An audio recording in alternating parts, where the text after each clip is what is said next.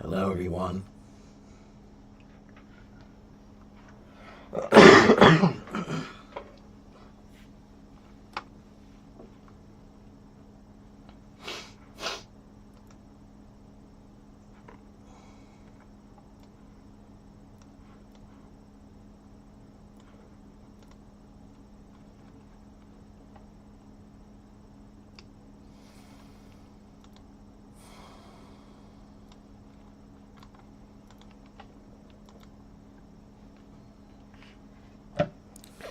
Sorry I'm a little bit late. I was having some trouble with HelloTalk.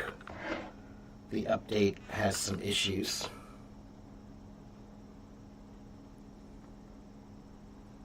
So I couldn't log into my live stream. Took me a while to figure it out.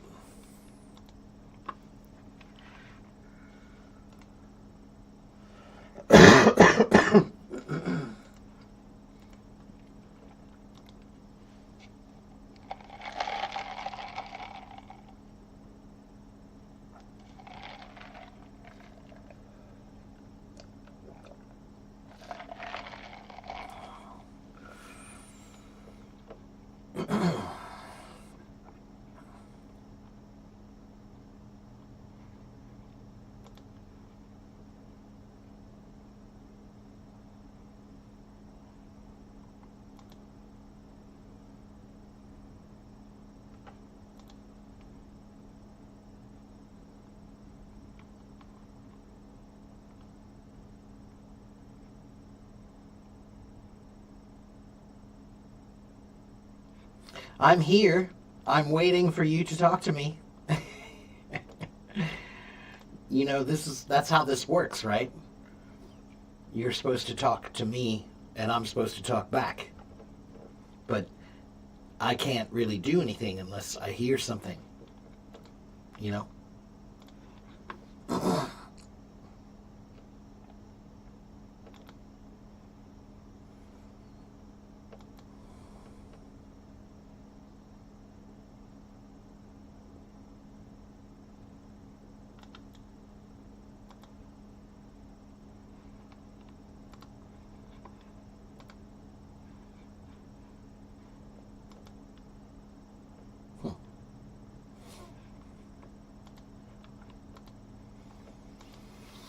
Hello, Olivia. Hello, Luna. Hello, Tina. Hello, Kings. And hello, Nadia.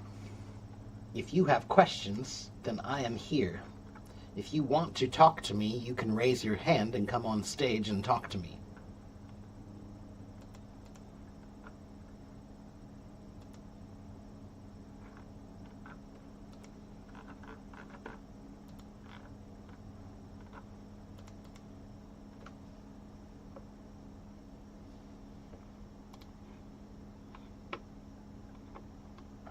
Say anything.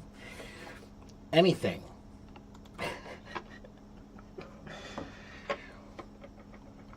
I will say that my allergies are really bad today, so I almost decided to cancel, but I'm here. Um, but I might cough a bit. I will try not to cough, but I might cough a bit. See?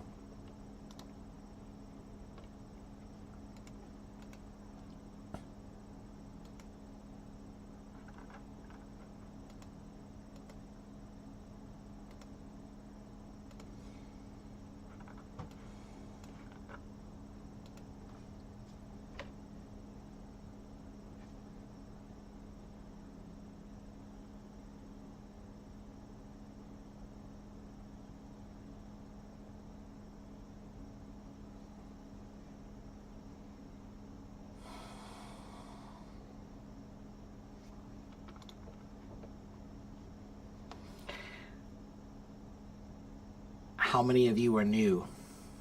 Are you new? I feel like everybody's waiting for me to do a dance or to sing a song, but I'm not going to.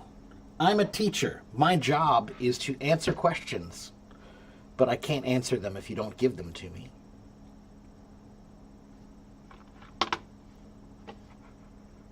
And if you don't have questions, then you aren't really studying. You aren't learning anything if you don't have questions. When you study something, when you learn something, when you really learn something, you have questions. You have questions. You should. You should have questions.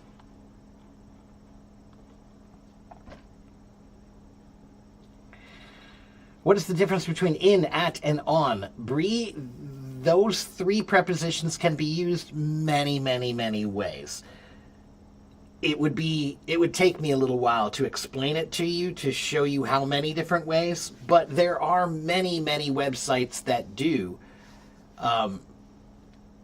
show you the differences, okay?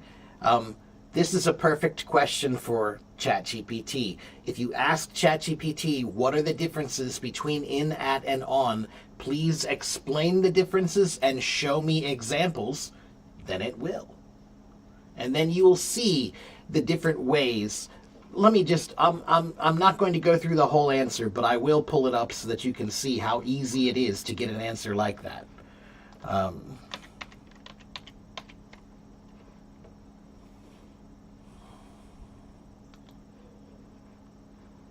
Why is it not working?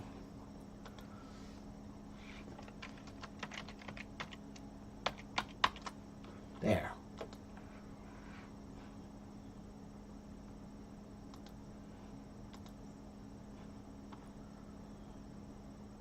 All right. Okay, so here, let's see.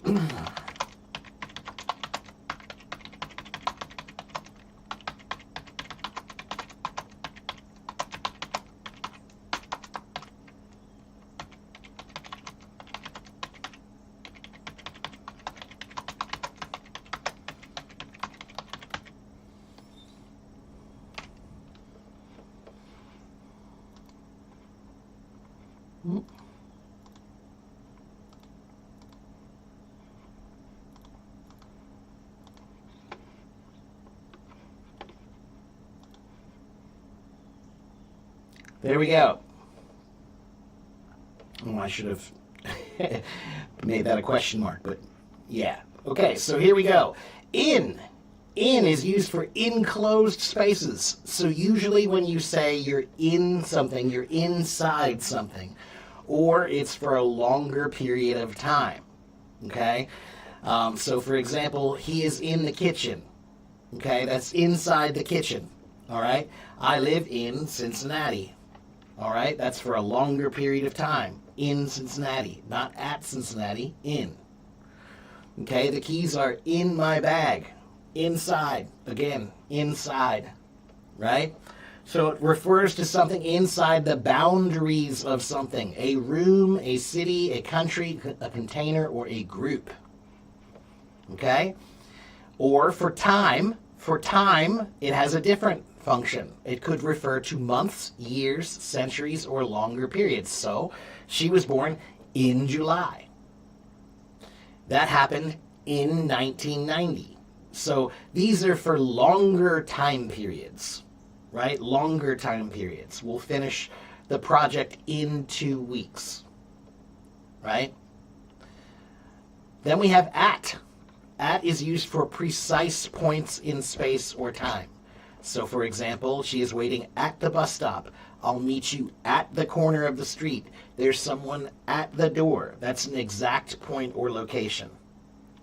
For time, at is used for clocks, like the clock time, right? At 10 o'clock, at 10:30, at 1 a.m. Holidays, right? Like Christmas, right? Or short moments, like midnight. Okay, midnight is only midnight for 1 minute, right? So the meeting is at 10 a.m. We eat a big meal at Christmas, and I woke up at midnight. For on, that's for surfaces, days, and dates, or things that are attached or connected. So, for example, the book is on the table. That's a surface. There's a painting on the wall. That's a surface. He was standing on the balcony. That's a position. There's the balcony. He's on it. Okay? I'll see you on Monday. These are for specific days and times. On Monday, on July 4th, we met on Christmas Day. The only one that's different is when we talk about the seasons, right? The seasons is for when we use in, and a season like in the spring or in summer, right? But again, that's a longer period, right? Okay, so here we go. Look, there's a quick comparison. In for inside, longer periods. At for the points or exact positions. Surfaces or days or dates is on. Okay, so look, do you see how quickly I was able to get that answer?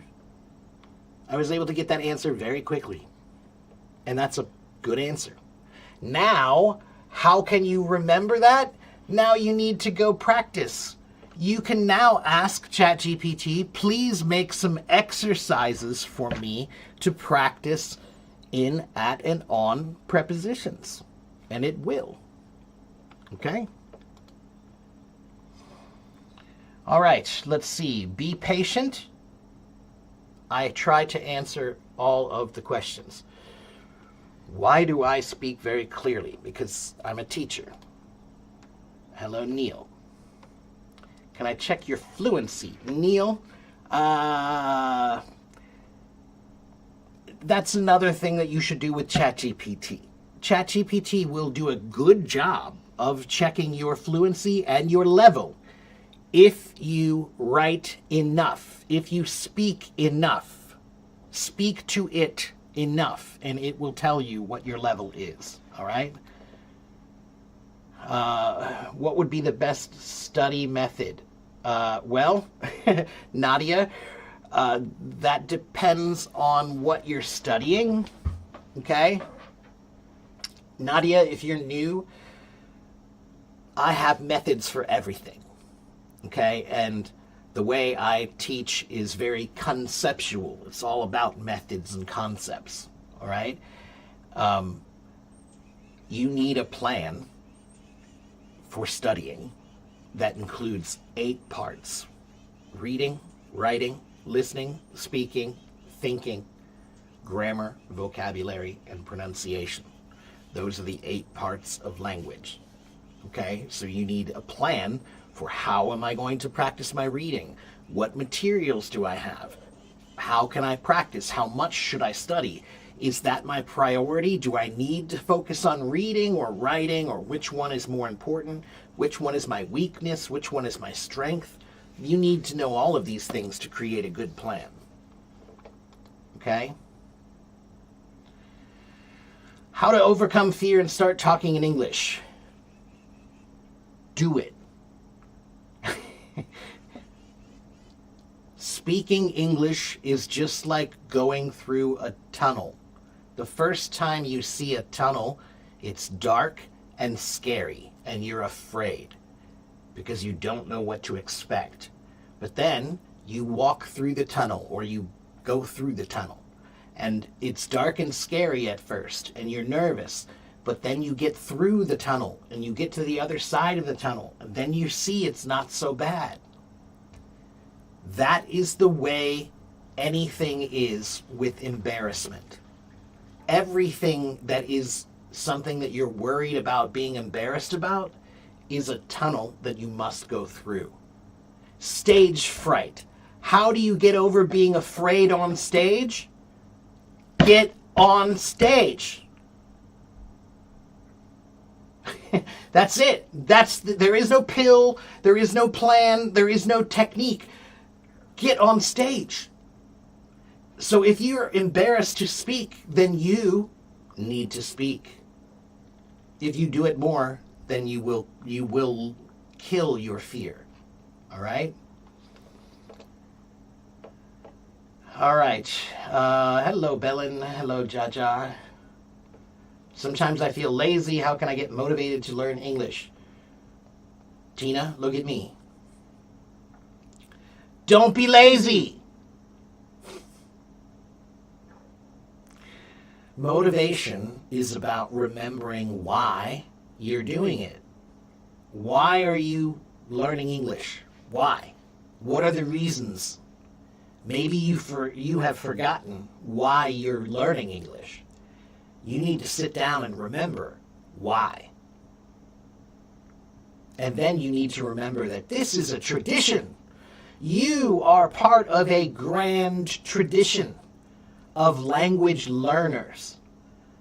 When you're part of a grand tradition of language learners, when you're part of any grand tradition, you feel like you have an obligation to work hard. You feel you have an obligation to try more because you're part of something bigger than yourself.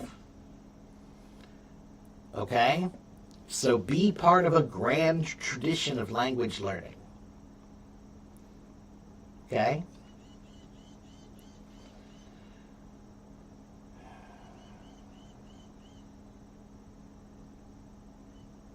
Yes, you're at home in the kitchen and you're having a nice coffee that is on your kitchen table. Good.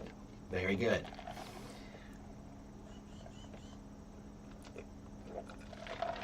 Mr. A, what's your question? We need what? Present progressive? Ask a question. If you meet a teacher, ask a question. Make it a good one. Think of your words. What is your question? You met the teacher. Now you need to ask the question. What about making eye contact? What about being afraid to make eye contact? Well, Kikook, eye contact is actually something that it's not universal, meaning in America, generally, in the West, eye contact is generally what we want. We think you're not paying attention to us, or maybe you're even disrespecting us if you're not looking at us in the eyes. Or maybe you're lying because you're not looking us in the eye, right? So in the West, most of the time we do want to see you look us in the eye. But that's not true everywhere. There are some places, like in Asia, many places in Asia, where if you look at someone too directly, it's kind of considered a bit rude, like you're almost being aggressive, right? You're being too forward. So you need to know when you should look someone in the eyes and when you shouldn't. You know, if you're saying something very, very serious in the West, you should look somebody in the eyes. Okay?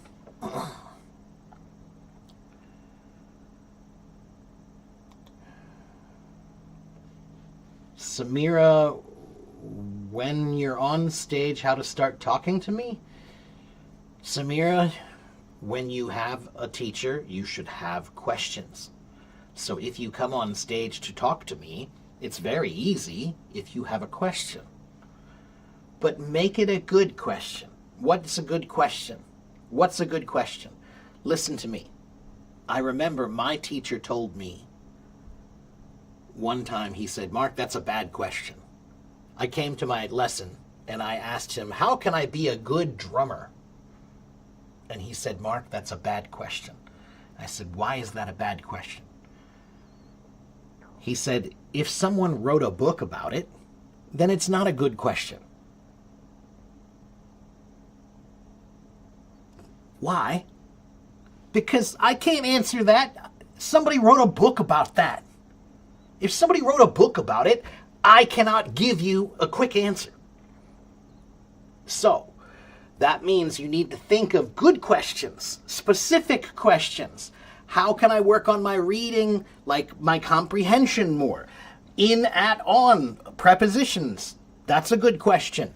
How can I improve my my accent specifically because my THs are bad? How can I improve my THs? That's a good question. Those are questions that I can answer without writing a book. Understand? Okay? So don't ask big questions like, how can I be good at English? That's not a good question. Okay?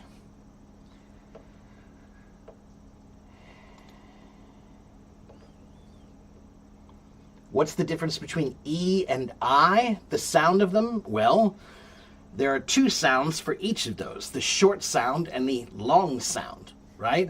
So for the long sound, E, E, E, E, E, I. But I know that's not the one you're confused about. You're confused about the short sound. And the reason you're confused is because you're not opening your mouth enough. You need to open your mouth more. If you open your mouth more, then you'll see a difference between them. So the short A, the short E, and the short I, they all have the exact same mouth position, except one is wider and one is smaller. So the short A sound is ah. That's a big open mouth, like you're going to eat an apple. If you have an apple in your hand and you take a bite, that's a big ah. That's the A sound. Then you have the E sound. The E, now we're going to close the mouth just a little bit more, but where the mouth stays in the same position, but we close it a little bit more. Ah, eh, ah, eh, ah, eh, ah, eh, ah, eh. And then for the I, short sound, it's even smaller. Ah, eh, I. Ah, eh, I. Ah, eh, I. Ah, big. Eh, middle. I, small. Ah, eh, I.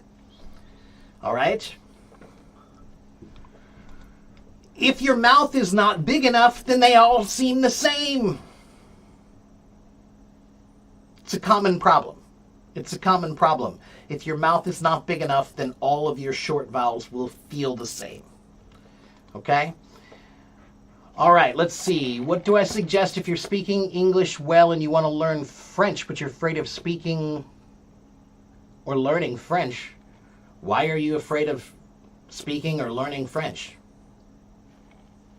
A language is a language is a language. If that's the language you want to learn, then learn it.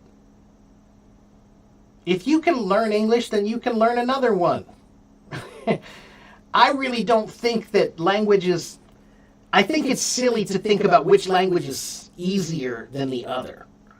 Learning any language is difficult. So if you've learned two, you can learn as many as you want. Okay? Because the languages are too close. But they're not, though. French and English have a huge relationship, you're right. About 30% of words in English come from French.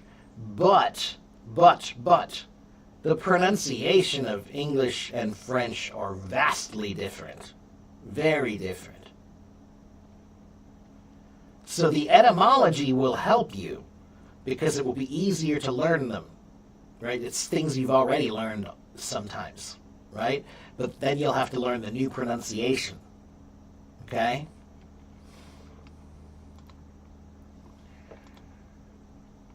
How to change your mind to think in English and not in Spanish. Delmi, you need to start with all the simple things. The simple things, right? So, when you are tired, think I'm tired in English, not Spanish. When you are hungry, think I'm hungry in English, not Spanish.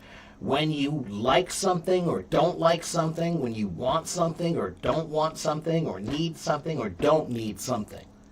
All of those things are very easy thoughts. So start by changing all of your easy thoughts all day to English. If you need to go to the bathroom, think that in English. If you need to make food, think that in English. Okay? What if you need to make eye contact, but you feel anxious or even frozen when doing that sometimes? Well, Kikuk, be brave. Bravery does not mean that you're not afraid. Bravery means you are afraid, but you act anyway. Be brave. Okay? Be brave.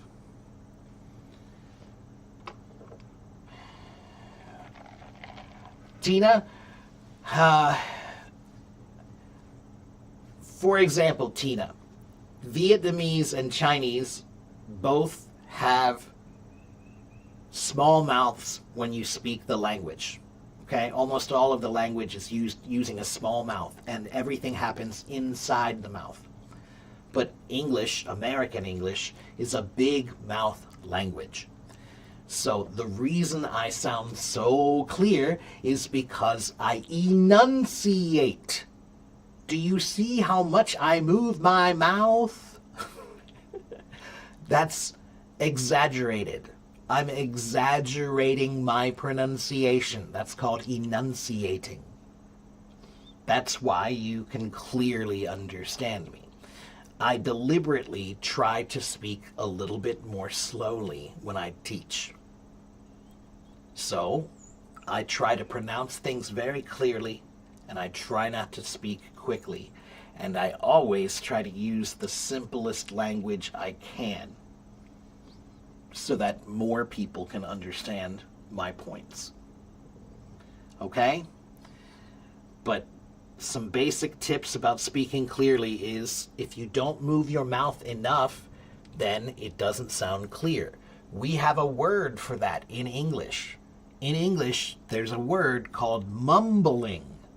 When you mumble, it's when you speak unclearly.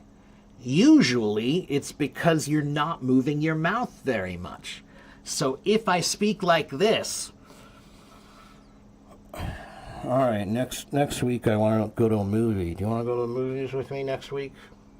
We can go to the movies if you want to next week.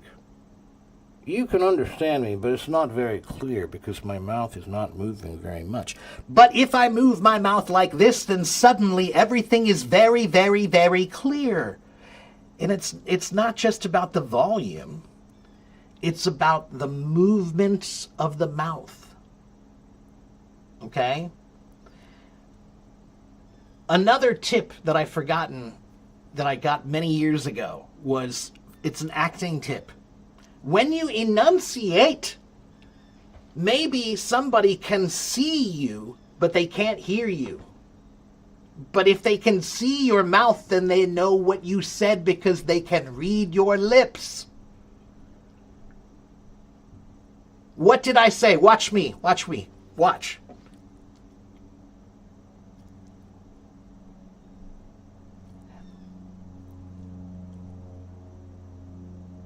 Hello. That's right. Now what did I say? Watch this. What do I say now?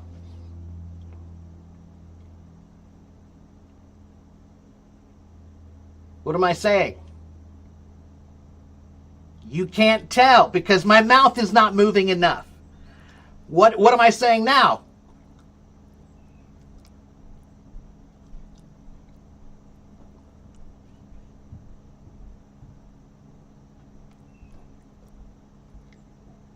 Goodbye. That's right. But if I don't move my mouth, so if you move your mouth, people can see the words. They can hear them and see them. If you move your mouth more. That's an acting tip. Okay, stage actors. They move their mouths so that you can hear it and see it. Okay?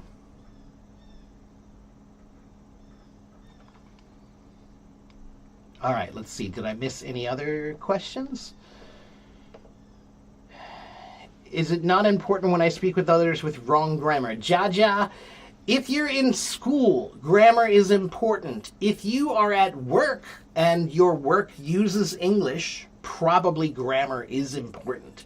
If you're taking a test like the IELTS test or the TOEFL test, grammar is important.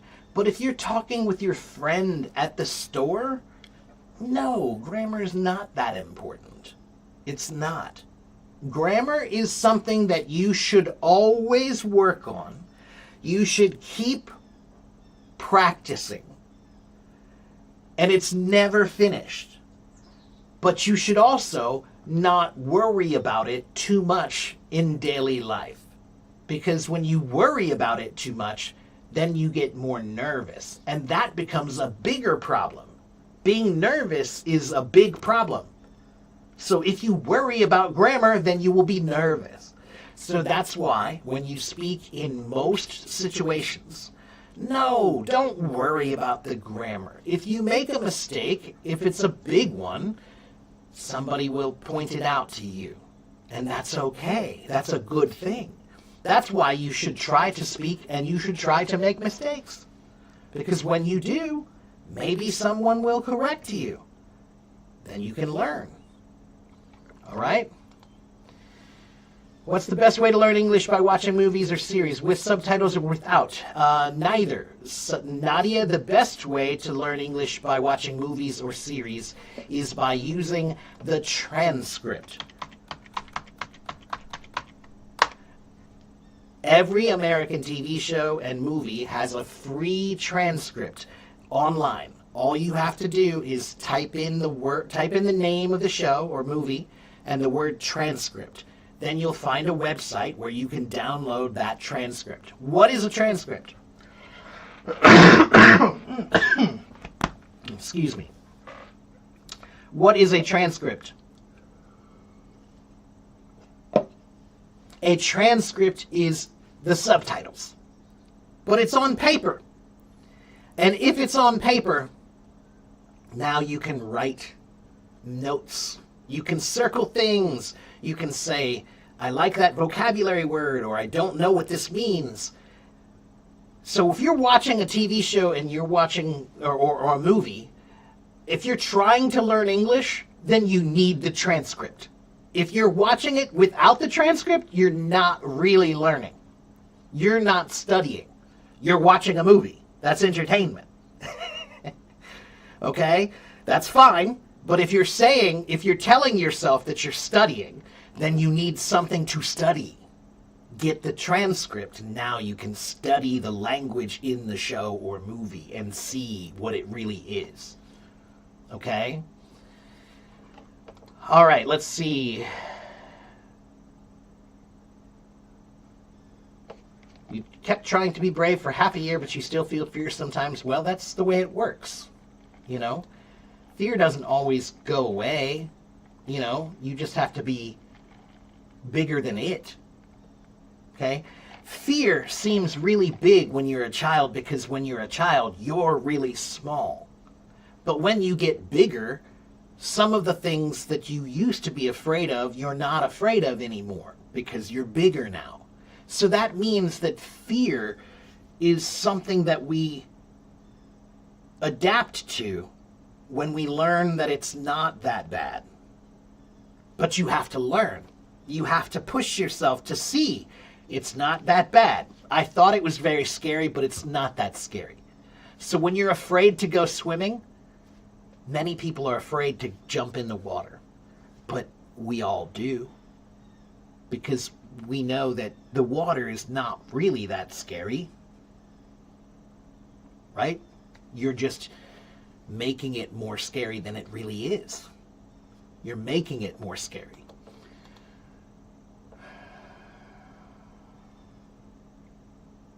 Wow, you're learning another language. It has 9 tones. Which language is that? Wow. Yeah, you know, the languages with multiple tones, that's hard. That's very difficult. I mean, I can do Chinese with 4 tones, and that's hard. But there are many languages that have many more tones.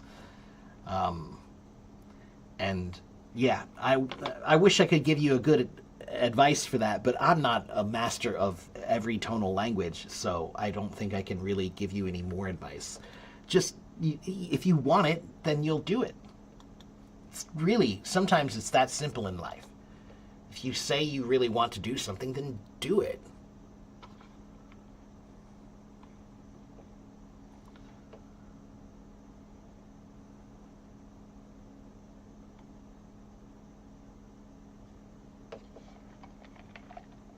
Yeah, that's right. That's the thing about a ventriloquist. Ventriloquists are the guys who speak without moving their mouths, but they speak very clearly without moving their mouths. That's very hard to learn how to do.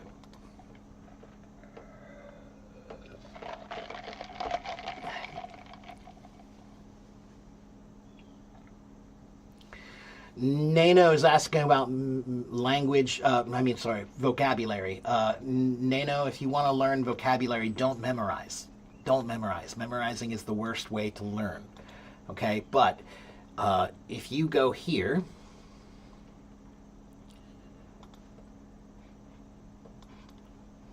and read this article. This is an article about the best ways to learn vocabulary. Okay? And somebody asked earlier about making a plan for English. Well, then go to this blog article and read this article. I wrote these articles. These are mine. Okay?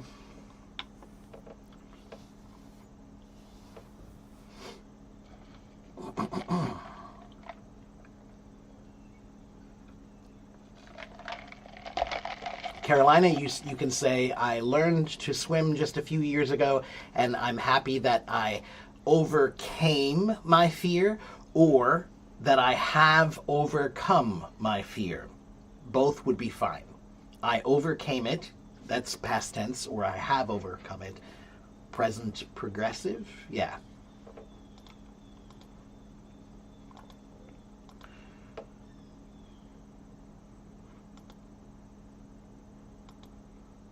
Oh, Jaja, what did I say? How to spell what? I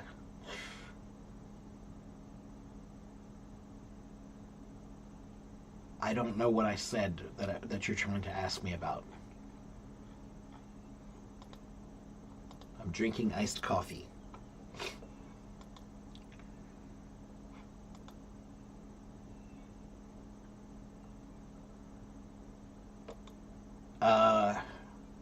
Oh, a ventriloquist.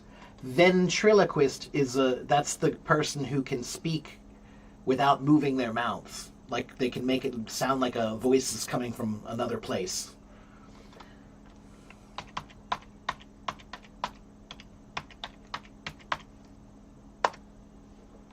I think that's right.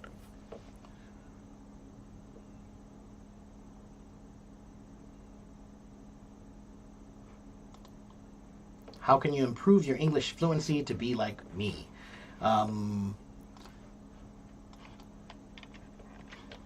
Read this article. The 8 Pillars of Language, the balance behind true fluency. Okay? If you want to know about fluency, read that article. Okay?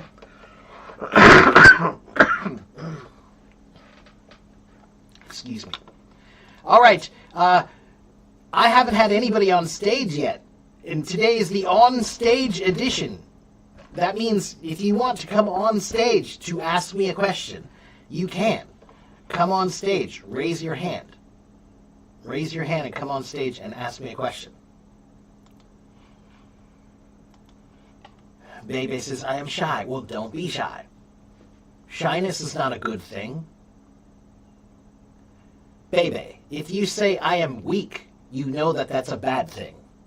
If you say I know I am lazy, if you say I am lazy, you know that's a bad thing. If you say you are dumb, you know that's a bad thing. But we say I am shy, and we say it like it's okay. It's not. Learn how to not be shy. And it is possible, okay? Almost everybody in the world, almost everyone in the world has some shyness. Almost everybody, okay? There are 2% of those people, they have a real problem with shyness, like a real serious problem with shyness, and they need real help.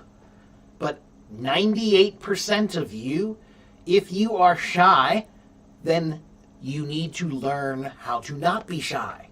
Just like if you are lazy, you need to learn how to not be lazy. It's the same thing. When you say I am shy, it's just like saying I am lazy. It's not a good quality. You need to fight it. Don't accept it. Don't just say, "Oh, but I'm a lazy person." I'm a lazy person, so what can I do? I'm lazy. Don't be lazy. Same thing with shyness. I'm a shy person. Don't be shy. Stop. Do I have any articles about how not to be shy? No, I don't have any articles about it. I do have some simple life advice. Shyness is a tunnel. Everybody is scared of a tunnel the first time. But people are not scared of tunnels after 10 times. So the first time you see a tunnel, it's scary. But if you've been in a tunnel 10 times, are you still scared? Are you as scared as you were the first time? No. So shyness is very simple. Ali. No, I have the perfect answer for you, Ali. I'm going to give you a Persian answer. Okay? I'm going to give you a Persian answer from Rumi, Maulana. Okay? Rumi said, all of your anxiety comes from seeking harmony. Seek disharmony, and you will find peace. That is Rumi saying, fight your fear, fight your shyness, fight your laziness. That's what Rumi is saying. Rumi is saying, you cannot become brave without trying. You have to go through the tunnel. You have to make yourself uncomfortable to become comfortable. So the first time you go on stage, you're scared. The second time you go on stage, you're still scared, but a little bit less. The third time you go on stage, a little bit less. Right? So how do you become less shy? You do it more. You have to do it more. Okay? You have to go through the tunnel. There is only one way, through. That's what Rumi is saying. Rumi is saying, if you're afraid of the tunnel, you must go through it. If you're afraid of the tunnel, you must go through it. Then you won't be afraid. Okay?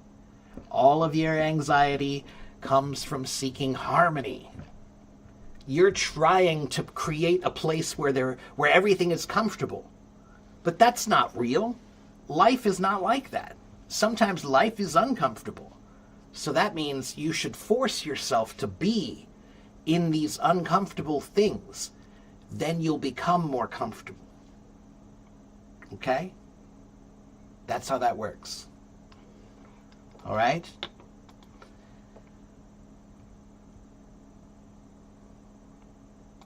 That's my favorite quote from Rumi. He has a lot of great quotes. Hey, Bruce, how are you? Good to see you. Long time no see. Solana wants to come on stage. Okay, let's talk to Solana. Oh, excuse me.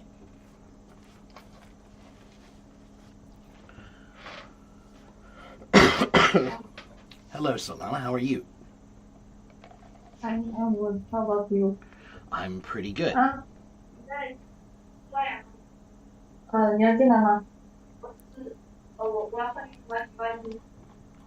Okay, so what can I do? Oh, what happened? 怎么了？为什么？你去哪里？ It's always fun when somebody calls me from the bathroom. All right, we'll try somebody else. Solana, I don't know what happened. Let's try again. Solana, are you there?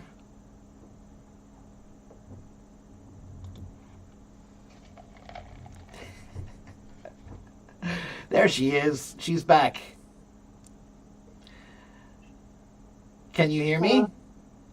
Yeah. I Okay. can hear you. All right. So, hello again. And how are you? I'm good. Thank you. How Good. about you? I'm fine. So, what can I do for you? Can okay. Actually, uh, because I am going to take part in an international meeting in Spain, this month. So I want to prepare well for this. I will give a presentation, oral presentation in this meeting. So I'm a little bit nervous about this because it's about medical English. Okay. Well, I'm a medical student. Yeah. Okay. All right. So you are going to give a presentation about medical English, right? Yeah, about So, medical English, but I think it's so hard for me. well, who is your audience? Let me ask you that first. Who are you giving the presentation for? Uh, the prof, For the other they are all students professor or in, professors?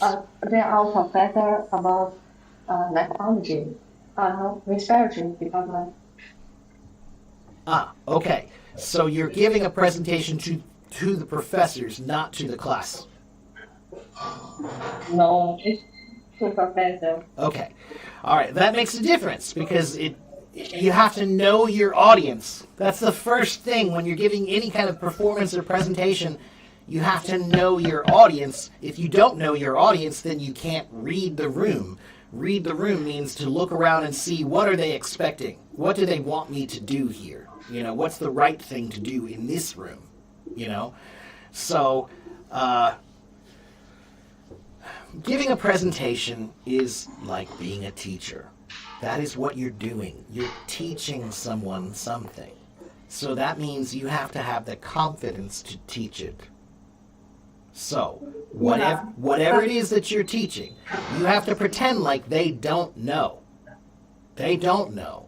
But you also need to pretend that they want to know.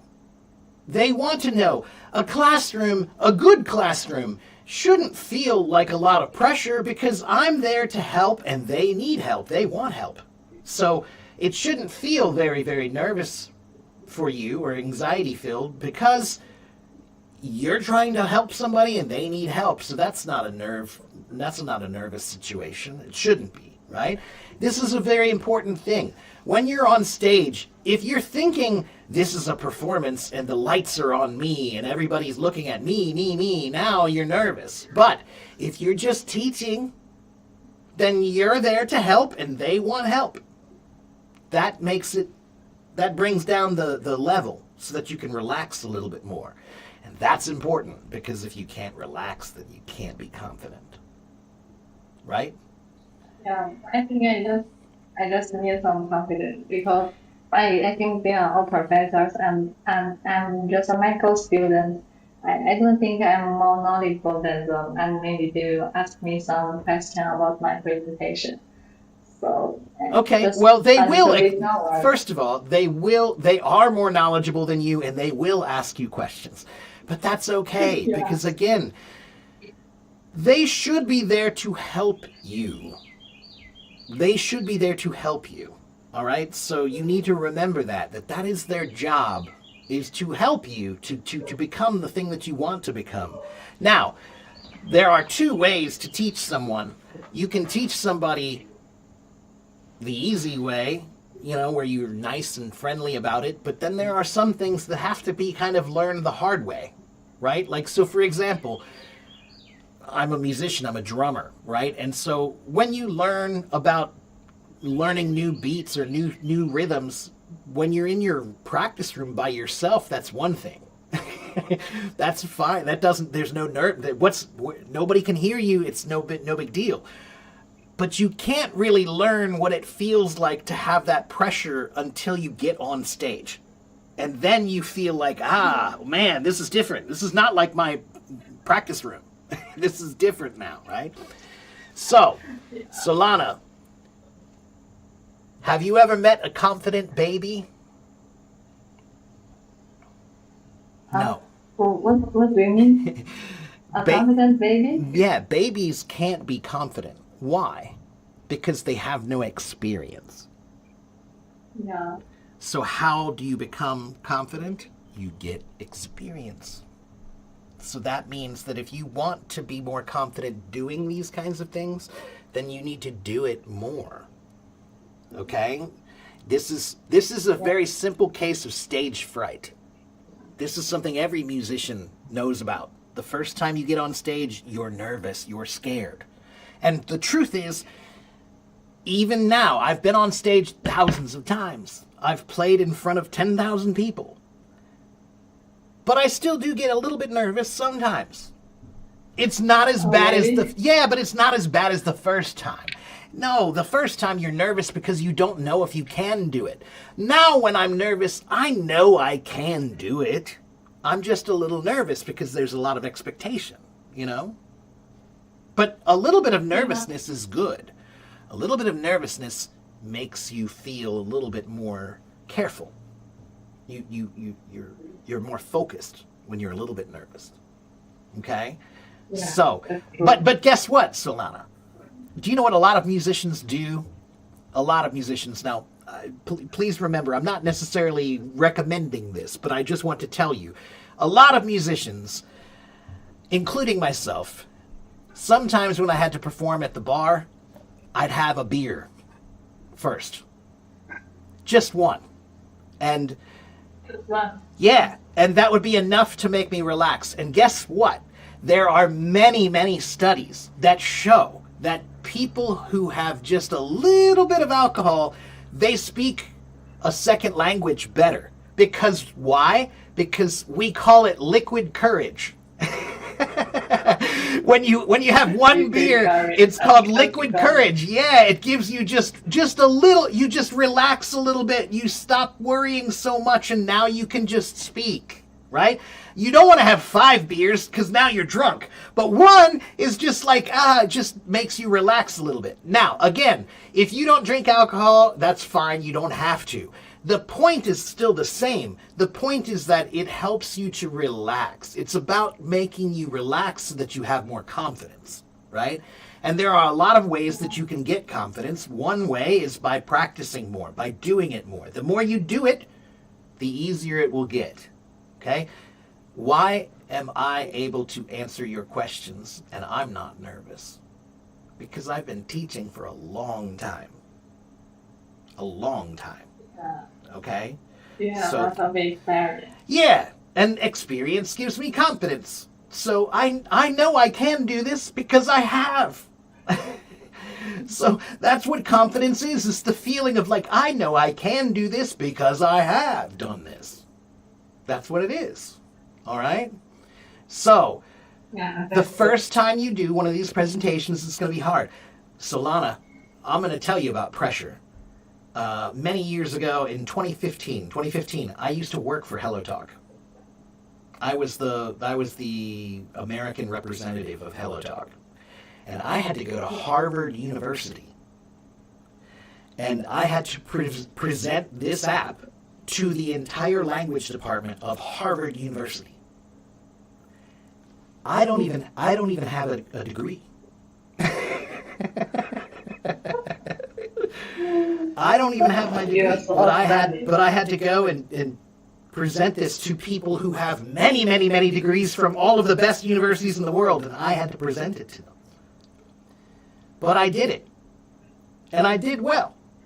Why? Because it's confidence. It's just another show. It's just another thing. And now that I've done that, I can say, I went to Harvard, man. I talked to the entire language department at Harvard. If I can do that, I can do this. You know?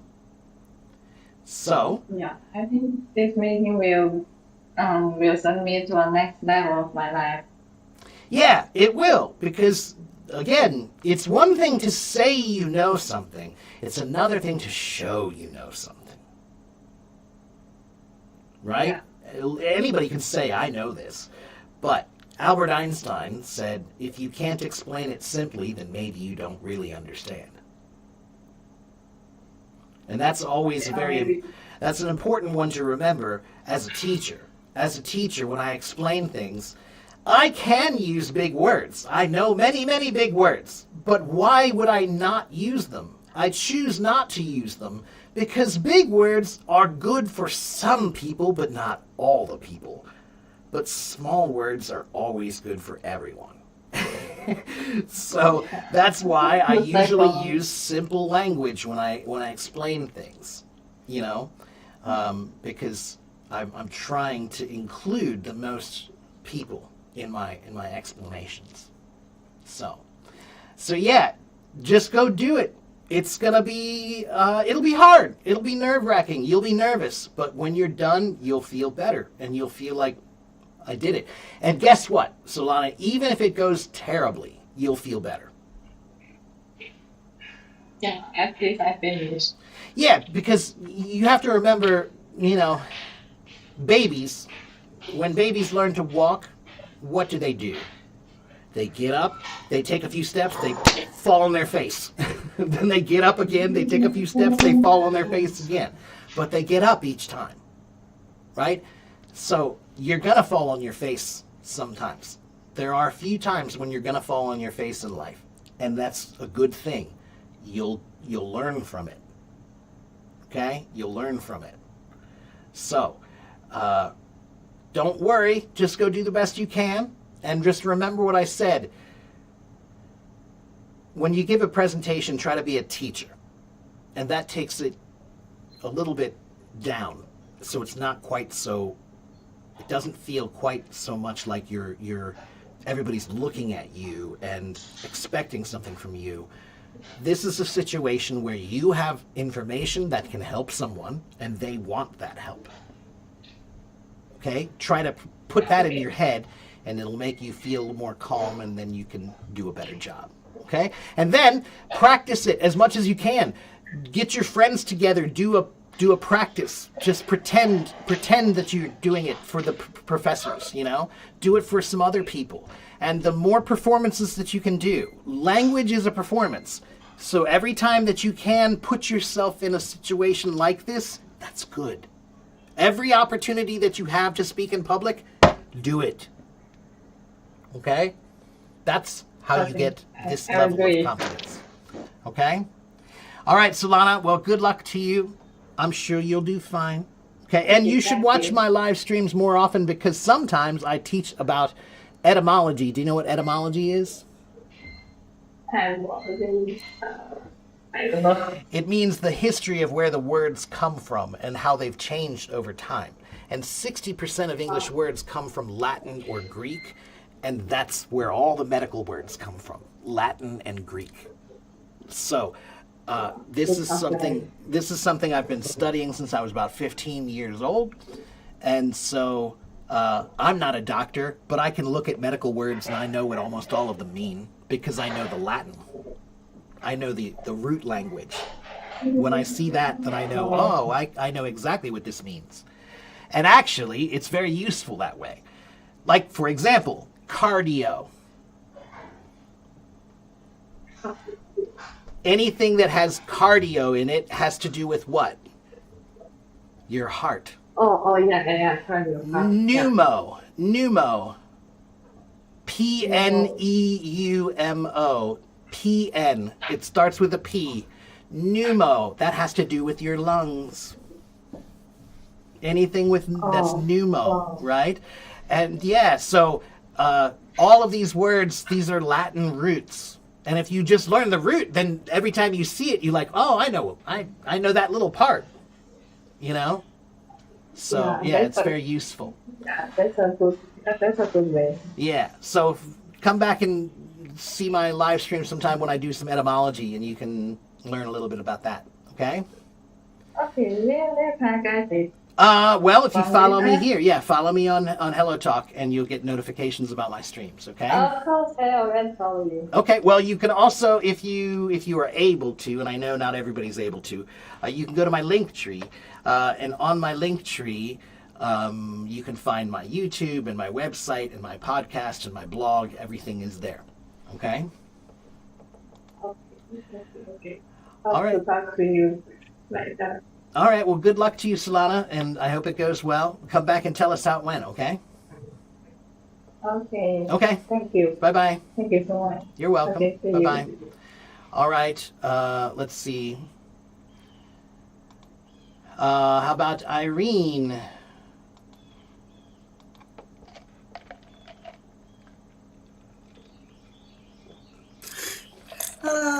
Hello, Irene. How are you?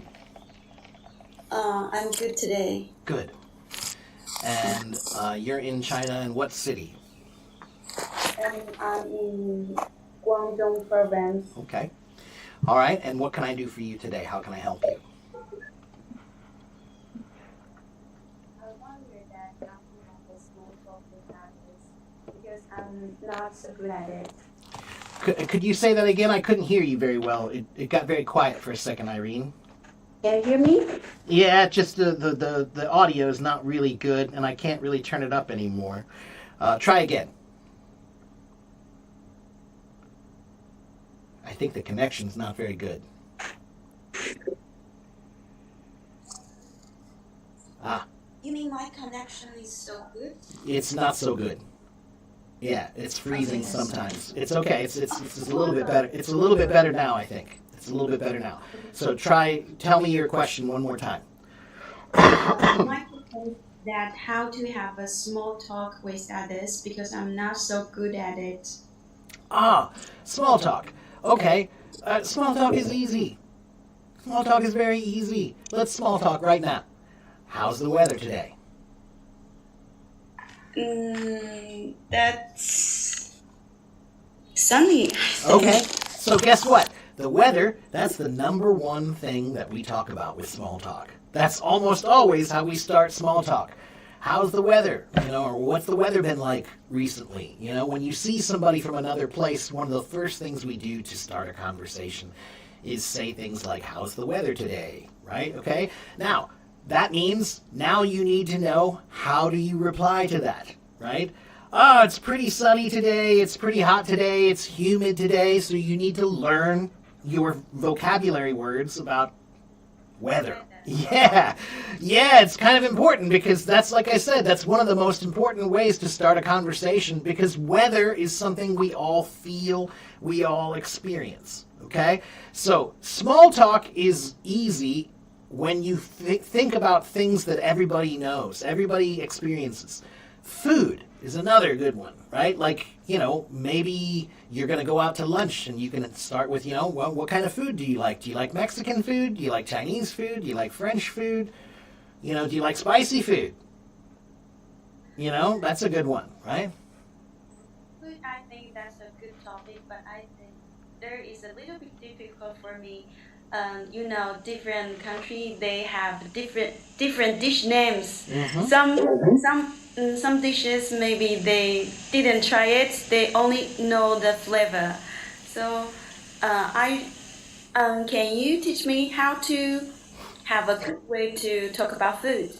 Oh, well, food is a very interesting one because the history of talking about food in China is very different than the history of talking about food in America. For example, if I ask one of my friends in America, what did you have for lunch today? Or what did you have for dinner?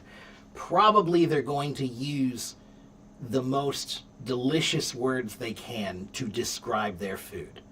I had a really good, it was a delicious burger. I made a grilled burger with some onions and peppers and mushrooms, and I had some deep fried French fries, or whatever. We use a lot of words to describe it clearly because we want you to see a picture in your mind that makes you hungry.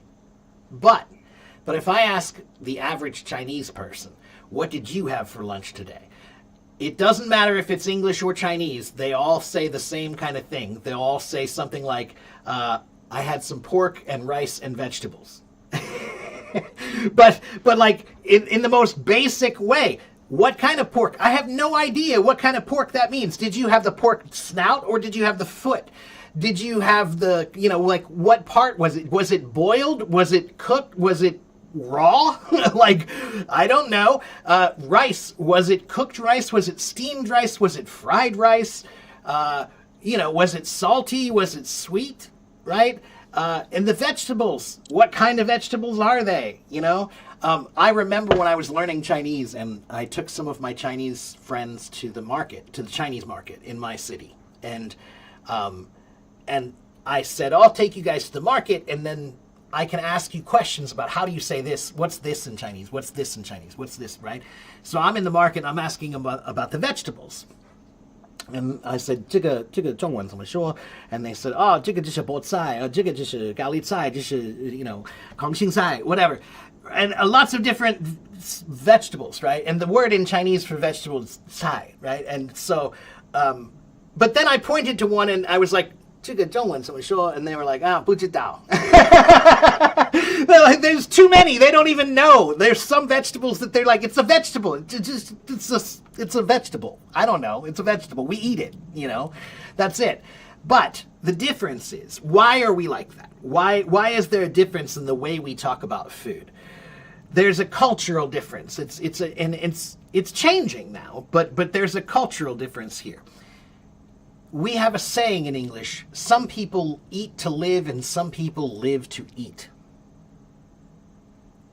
It's hard to. Yeah, so what does that mean? Some people eat to live, some people live to eat.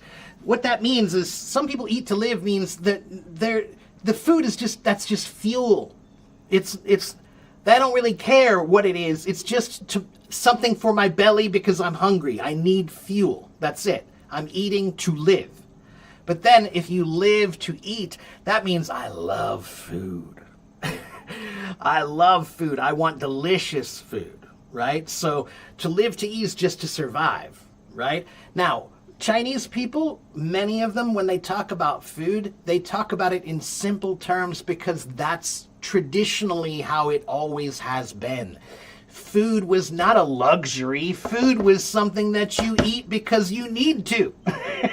You need to eat. So you describe it with simple words like that.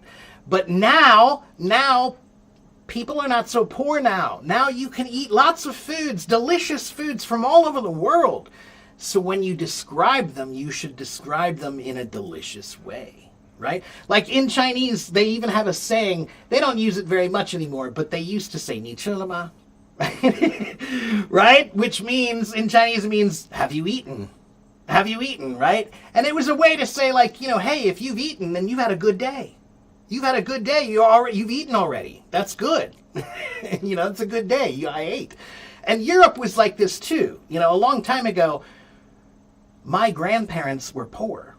They didn't talk about food like you eat. This is food, you eat. We're not talking about which parts are the best parts and which one's the best. No, this is what we have to eat and you're going to eat it, That's right. Be grateful for what you have because maybe you don't have anything sometimes, right? So, but now we live in the world where food is a luxury. Food is something that everybody wants to experience because guess what? You don't have to be rich to experience rich food. Yeah, you don't have to be rich to have rich food. You can get rich food. A poor person can eat rich food. They can make food that's delicious. They don't have to make it simple. A poor person can make steak and whatever. They can make it, they can eat it, right? They can enjoy it just the same. So that's one of the few luxuries that a poor person can experience that a rich person can experience. Food. You can eat just as well. And guess what? There are some rich people, they don't know how to cook and they eat just whatever, somebody tells them to eat. Then there's another guy who's poor, but he loves to cook, so he knows how to cook anything. So he can make himself a 5-star meal for nothing. So, food, getting back to the topic of small talk. Food is a great conversation starter. Food is, for example, did you know that Chinese food is one of the most popular foods to eat in America? I don't know. Yeah. When we order food, we get burgers and we get pizza, we get Chinese food. A lot of it. Now, it's American Chinese food. It's different, right? It's booyah, right? But it's popular. That's a good starter conversation. You could say, do you like Chinese food? What have you tried? And then maybe they'll say some things and you'll say, well, I'm not familiar with those dishes. Maybe those are American style Chinese food. And you can talk about, what's the difference between real Chinese food and American Chinese food? And then you can teach them about the 5 different kinds of Chinese food, and and how Sichuan food is so spicy and yummy, and what does mala mean, and all of that, right? So small talk is about finding common interests, things that you share. So the weather we share, right? Food we share. Maybe you see somebody wearing a sports jersey, like a soccer jersey, and you like soccer. Ask them who's their favorite player. Do you like Ronaldo, or do you like, who do you like, right? Sports is another good one. Music, another good one. What kind of music do you like? You like Lady Gaga? Oh, I like Lady Gaga. What's your favorite song, right? So find a common interest and then be curious. That's small talk.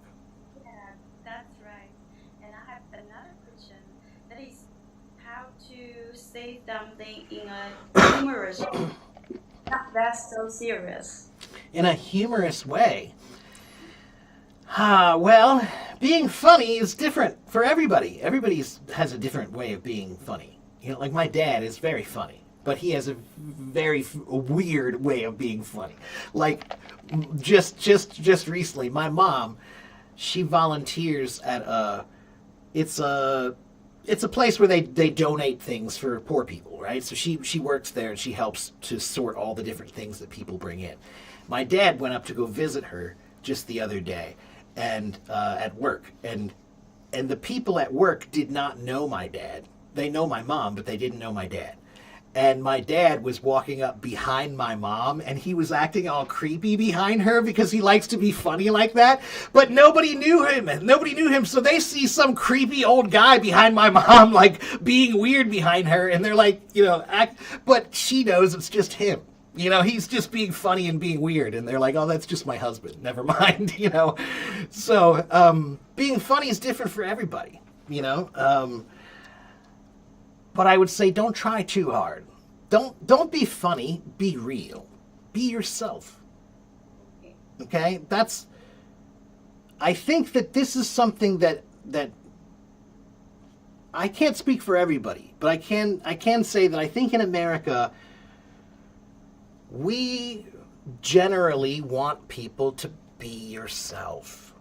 Be you. We want you to be comfortable. We want you to be relaxed. Be yourself, So don't try too hard. And you know what? There's a funny thing. Everybody wants to be cool. But guess what? Yeah. The thing is, as soon as you try to be cool, you're not cool. Cool is something you can't try to be. Cool is what you are when you're yourself. When you are yourself, you are cool. When you're trying to be something else, you are not cool. But lots of people think cool means different and unique. Is that right? Well, in a way, yes, because everybody is different. Everybody is unique. So when you are yourself, then you are unique, and that is cool, right? It means that when you learn about somebody, Irene, if I take the time to learn about you, I will think you are cool. Why? Because I learned about the things you like and the things you're interested in and the things you do. That's you. That's cool. Oh, I got that point. Okay? So it's cool in their own way. Yeah, that's right. That's right. There is only one you. Don't try to be anybody else. There's only one you. There's another statement that I really love that's very important for people in China, I think. There's a guy named Rod Serling. Rod Serling, he was a writer and TV producer, and he did a bunch of things, but a very smart guy. And he had a phrase that I like. I think, let me remember the words. He said, being just like everybody is the same as being nobody. And it's really true. If you try to be just like everybody else, you do the same job, you have the same work, you have the same hobbies, you have the same interests, that's like being nobody. You're just like everybody else. You're not special at all. You're not unique in any way, shape, or form. And guess what? When you're nobody, nobody cares. But if you are yourself, there's only one you. You know, be that person. Don't try to be somebody else. Be who you are. You'll never be somebody else better than you could be yourself. That's the words you need to hear. You could never try to be somebody else as well as you can be yourself. But that's the funny thing. In life, we're not confident. So because we're not confident, we think we should try to be like somebody else. So we try to pretend to be like, oh, Eminem, he's so cool, or Snoop Dogg, or he's so cool, I'm going to be like them, right? But again, the more you act like somebody else, the more you're not like yourself. You know? That's right. And there is another thing that is because I'm not that humorous, when I see someone, no matter the man is a boy or a girl, I will see the shining point on him or her, and sometimes sometimes I will feel that if I can be as humor as him or her, that will be great. But sometimes I think I can't do that. Well, it's good to admire the qualities of another person, and it's good to try to learn some of those qualities. So if you want to be funny, Irene, you can. Go learn some jokes. You know? Yeah, start with some simple jokes. You know? Here's a funny thing. Do you know any jokes in Chinese? No. Ah, see, yeah, it's funny because guess what? This is another cultural difference. Like, I'm not gonna say, you know, of course people are funny and people have humor in China, but not as openly as we do in America. like in America, we're openly funny and all the time. But I had to learn the hard way when I lived in Taiwan, and when I was there, sometimes I would say something sarcastically. Like, sarcasm is something that sometimes people just don't understand. You know, like maybe you're trying to say that this is not a good restaurant, right? You're saying this is not a good place. And I'll say, man, they have the best burgers ever. And somebody will say, really? I'm like, no, I mean, that's sarcasm. I don't mean really. I mean the opposite of that. That's sarcasm, right? But many times that just, like, they don't know, there's no joke. They don't understand. They didn't understand the joke. But just start with simple things. Start with a simple joke, you know, and don't try too hard. Don't try too hard. And remember that this quality that you want, humor, that's a quality that somebody developed. They learned how to do that. They learned how to be like that. So, Irene, sometimes I try to talk about video games here and how many people play video games. And in the video game, you have a character. And to win the game, you have to develop that character and make them stronger and better so that they can win. That's the same as life. In real life, you are the character in this big game we are playing. And now you have to develop your character so that you have a better chance of winning. Right? That's all it is. So developing skills, developing qualities like humor, or that's something you can learn. You know, this is a topic. This is an idea that I learned when I was a boy. I was in the Boy Scouts. Okay, and the Boy Scouts is a group for boys where they teach boys many skills, lots of different skills, right? So maybe you learn how to make a fire, you learn how to write a poem, you learn how to shoot a bow and arrow, and you learn how to go hiking and camping, and you learn how to help your community with something, right? Those are skills. And when you learn that skill, they give you a little badge that you can put on your uniform and say, look at me, I can do this. And look at me, I can do this. And look at me, I can do this. I can cook and I can camp and I can... That was brilliant. Because that was showing children, here's a skill, and if you learn how to do it, It makes you a better person. And now you can do more for the community. You're more valuable to your world because you've developed yourself. So I often talk about self-development. Language is learning, and that's self-development. But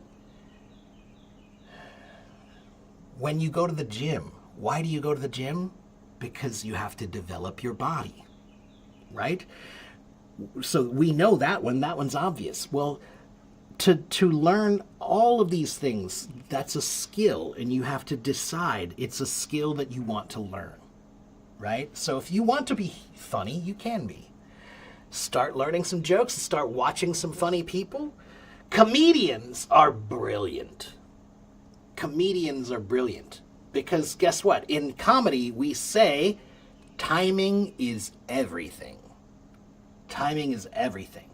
So what that means is sometimes you can say the joke with the wrong timing and it won't be funny. But if you have the right timing, if you put the one word at the right time, now everybody's laughing. And it's all about just knowing where to put that one word at that one moment that everybody goes, oh, I didn't expect that. That's so funny, right? That's timing, okay? But that's comedians. Comedians are very good at language and very good at understanding how people react to language. That's their art. Their art is, I have an idea of something I think is funny. Now, how can I make words that will make it the funniest? Like, how can I arrange my words to make this the funniest that it can possibly be? That's their art. Their art is to figure out the best way to make this idea the funniest using language. Yeah. And Mr. Mark, you know the reason why I like the quality of humor, because I think humor can bring people happy, and sometimes it can make people feel relaxed. Of course. That's Yeah. But I sometimes and you give me a very important word, timing, right? Mm-hmm. Sometimes it's difficult for me to figure out the relationship among humor, happy, and relax. Humor, happiness, and relaxed. Okay, so yeah, many Chinese people, they get two words mixed up. 好玩的跟好笑的. One is fun and the other is funny. 不一样, 不一样. So fun 就是好玩的. I'm having fun. This is fun. 就是好玩, right? That's fun, right? Funny, that's oh, that's funny, right? So that's the difference. But sometimes maybe this movie is fun and funny. It's both, right? They can be both sometimes. Now, you said what's the difference between humor and what? Happiness? Relax. Okay, relax 就是放松，just relax. Just relax, that's relax. Okay, relax is just okay? Yeah, I'm relaxed. I'm relaxing right now. What are you doing right now? Oh, I'm just relaxing. I'm chilling out. I'm relaxing. Okay? But happiness 这是开心的，这是高兴的，就是 I feel happy today. That's a feeling. 这是感觉的. Okay? So, it's a feeling of you feel good, you feel positive, you feel wonderful. Humor is a noun. It's a thing. So, you can feel humorous, okay, or you can feel funny, but those are two different things. If I say he's humorous, humorous means he's funny. I think he's funny, okay? So, when you talk about somebody else being humorous, they are humorous. They have good humor, okay? It's a thing. All right. So, and it's like happiness that way, you know. It's a feeling. All right. But the difference if you want me to directly translate, the direct translation would be 就是 humor 就是好玩的东西 no 不是好笑的东西好笑的东西就是 humorous right humor okay and relaxation relax 就是放松就是 chill out relax right and then happiness 就是开心的高兴的 yeah 开心很开心 happy I'm happy happiness I have happiness I can.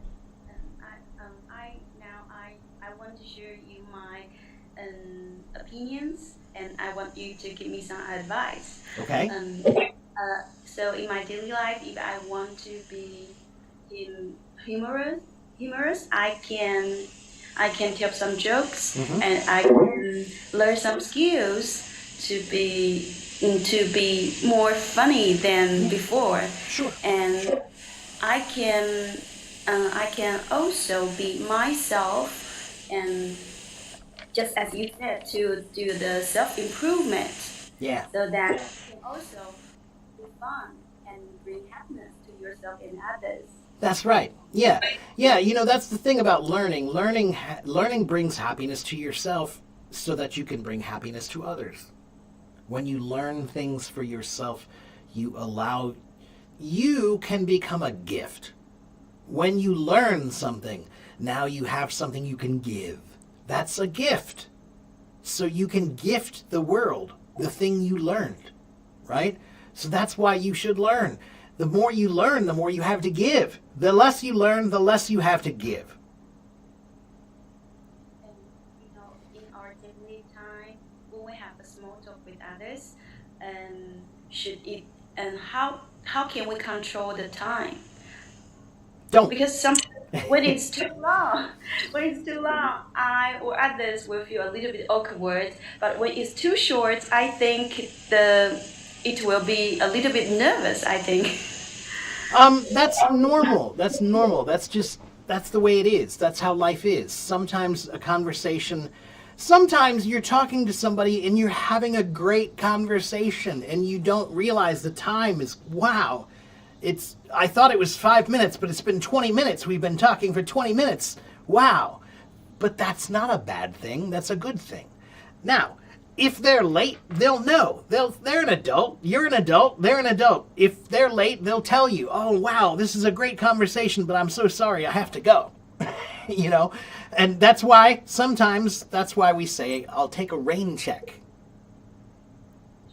That's what we say when somebody says, do you want to have lunch tomorrow? And you say, oh no, I'm busy. I can't. I have a business meeting. Ah, that's a rain check. This comes from a long time ago at baseball games when you would go and you'd buy your ticket for the baseball game. Ah, but then it starts raining and now the game is canceled. So now you have to go take your ticket and now they give you a rain check and they say, come back another day because this game was canceled. So that's what we say now. Anytime you can't do something now, but you can later, you say, I'll take a rain check. That means not now, I'm too busy. But later, definitely. Okay? So you could say that for a meeting or a conversation too, you know? Like if you have to go, you could say, hey, I really love talking to you and it's been so nice to see you, but I have to take a rain check on this conversation. Maybe next week we can have coffee? You know, or something like that, right? This is the art of conversation. It just takes practice, you know, that's it. But study it. If you want to know something seriously, then study it seriously. You know, you can do that. All right? You're welcome. It was my pleasure. Yeah, no problem. Yeah. Well, come back and see me again sometime then, Irene. All right, and good luck to you. And, start with some jokes. And find some Chinese comedians. There's a good homework assignment.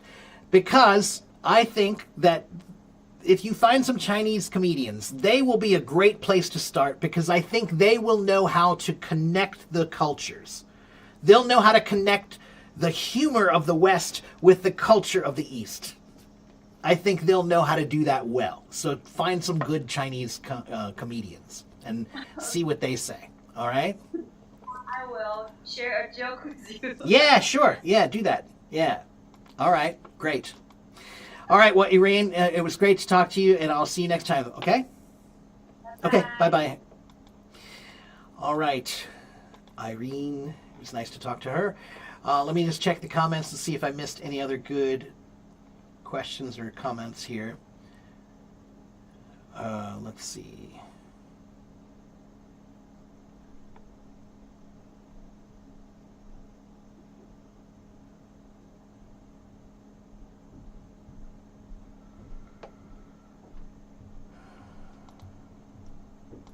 Yeah, and I didn't say, let me be clear, I did not say that there are no funny people in China.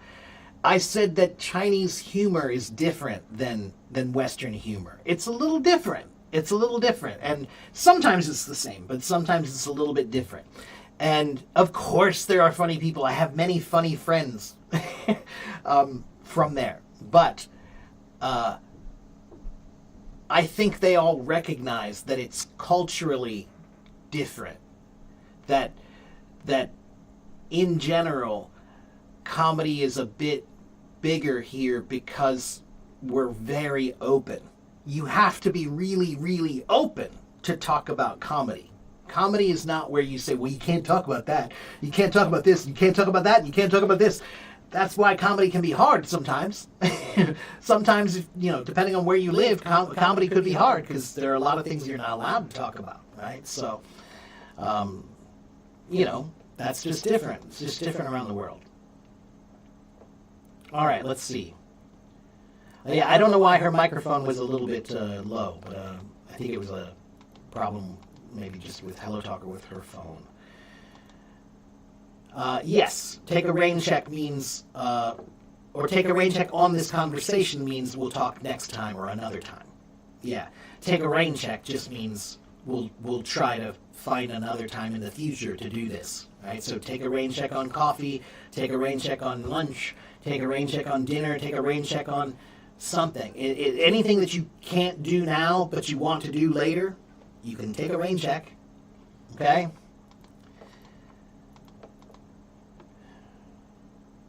Hello, Jesus. Good to see you again. You're too kind. You're too kind. All right.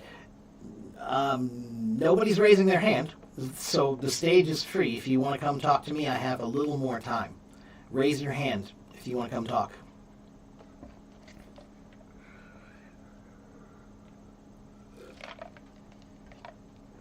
All right, let's see.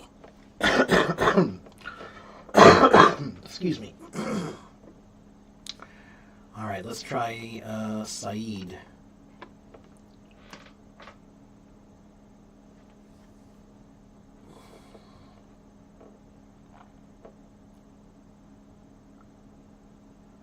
Saeed, are you there? Maybe not. How about Mr. King?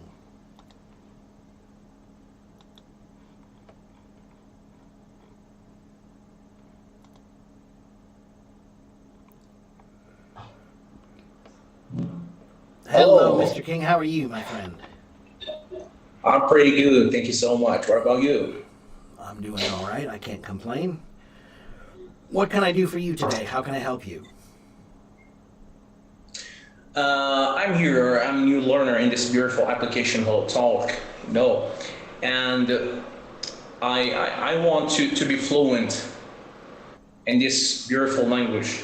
Okay. I like your accent. I like American accent, by the way. No. Can you give me an advice? How can I improve my English? Okay. How can I go fast learning with other people from other countries? Okay. Well, first of all, you sound great already. You sound really good. Thank you so much. Thank you so much. Your accent is very slight. I can hear a very slight.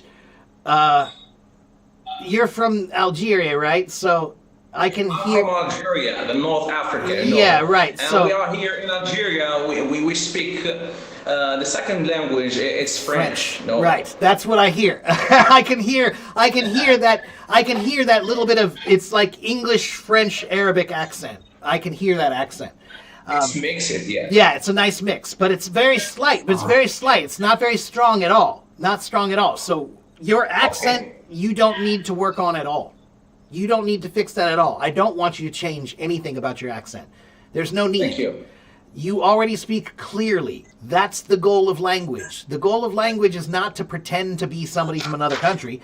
The goal is to show that you can express yourself in another language, right? So your accent, you don't need to worry about that. So that means now what else do you need to worry about? So let me ask you, what are your goals for English? Why are you learning English? What's the purpose? Are you learning for work? Are you learning for school? Are you learning for yourself? Are you learning for travel, for business? What are you learning for? What are your reasons? I'm learning this beautiful language to talk with other friends. I want to make new friends Okay. from other countries, and for traveling, and just all of that stuff. Okay, well, guess what? You're already there. Can you repeat that, please? You're already there. It means you're already good enough. You can you can speak with me freely.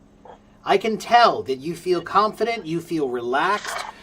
I don't see any feeling of nervousness in you. I don't sense that you're worried that you can't express yourself. So you're already there. You have the ability to travel and use English anywhere. If you came to America tomorrow, you'll be fine. Inshallah, next time, Yeah, inshallah. inshallah. I will, That's right. I will travel in this beautiful country, America, USA. I will travel. And you'll do fine. Maybe next year, maybe. Okay, so like I said, if you came tomorrow with your English right now, you'll be fine. You'll be fine, man, really. Like, you do need to remember that, I know when you watch the news recently, maybe it doesn't seem like it, but this is a country where I expect to see people from other places, and I like that. So when I hear different accents from different places, or I know there are different people, that doesn't bother me at all. That's good. I like it. So when you come here, you'll be fine. Okay? And now you have to say, okay, so what should you work on? Then what's your goal then? What should you do? If your casual English is already good enough. I think your casual English is good. All right? So then that means we need to work on something else, right?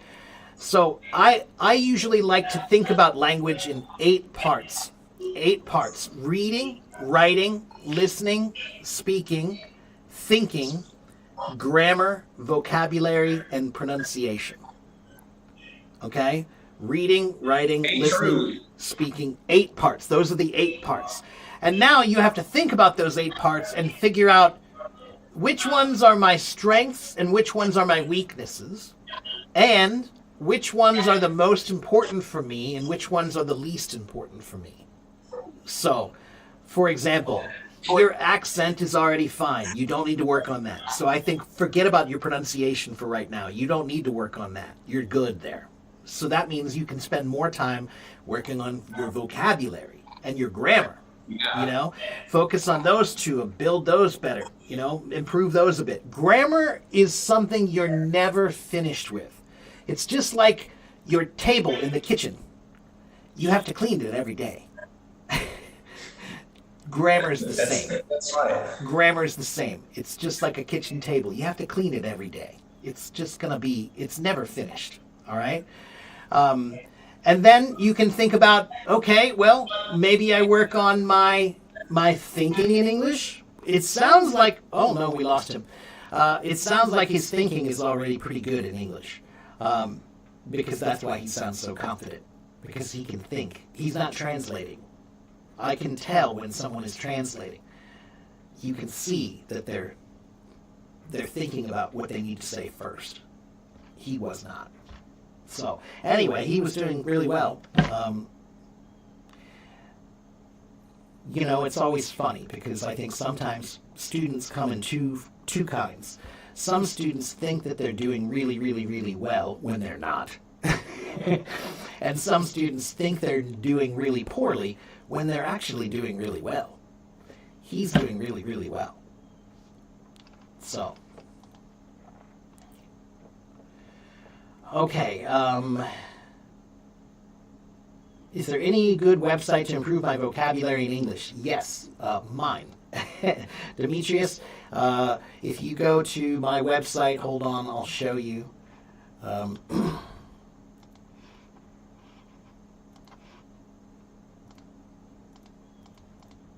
Go to my website here. Okay, I'll give you the link. Just give me a second, I'll give you the link. This is my website, A Friend in Every Corner English Coaching. Okay, and up here at the top, there are two things that you can pay attention to.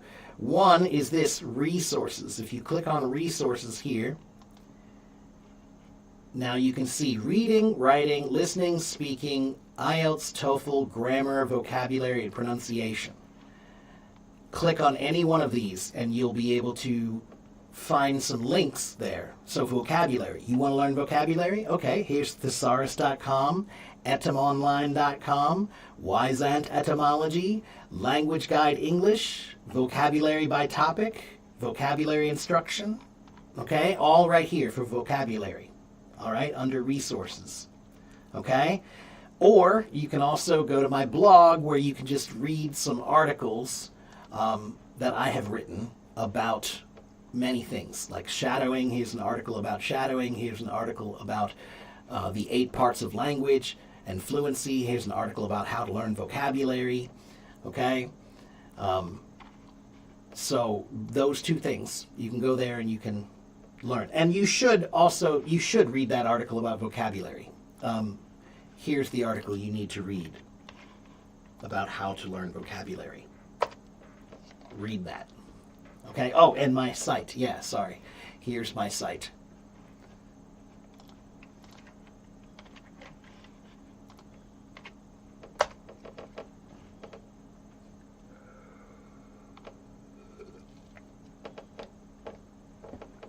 Oh, okay.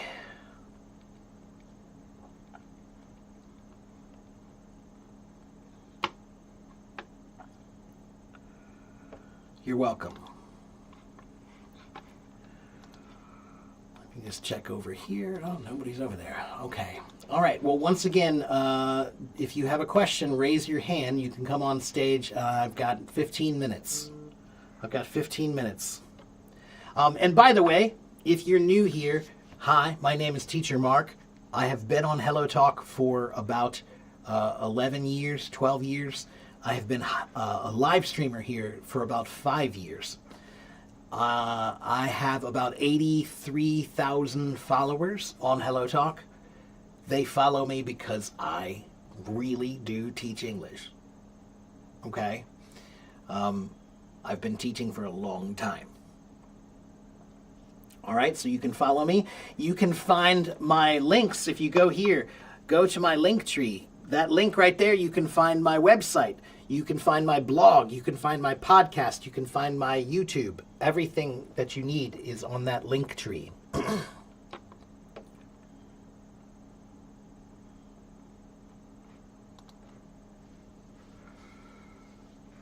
Can I talk about passive voice? Lily, passive voice is when you're not talking about the person, you're talking about the thing.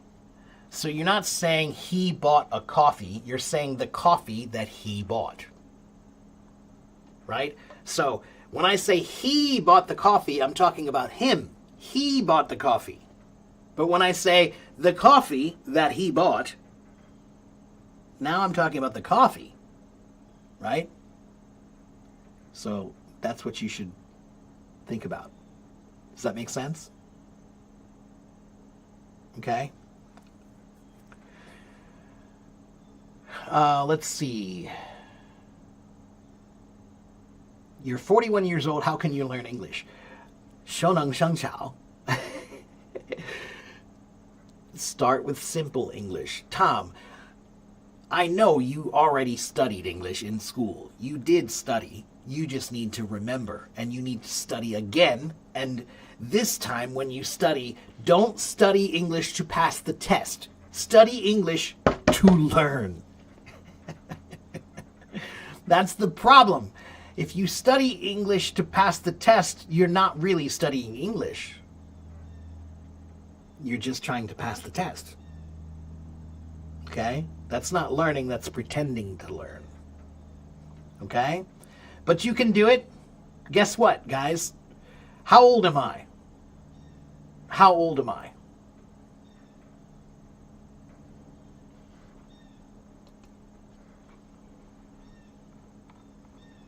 Anyone want to take a guess?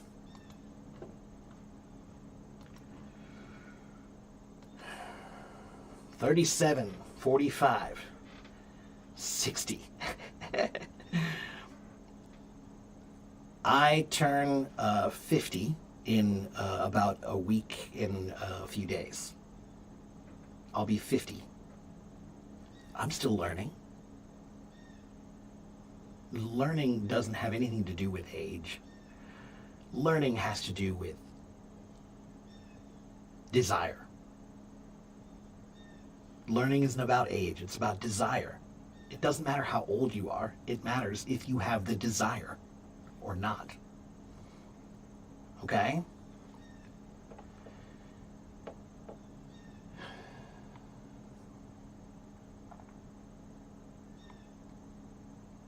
If you stop learning, that's when you're old.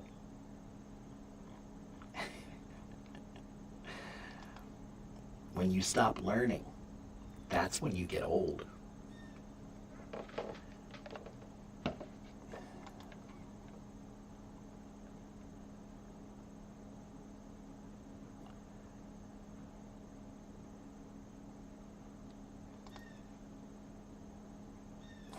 What's going on in Cali jail? How would I know?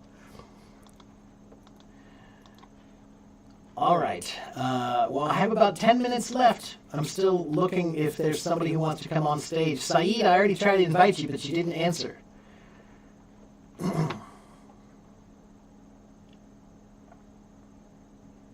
If you want to come on stage and ask me a question, you can. Raise your hand. You've been learning for 2 years, reading every day. Okay, that's good.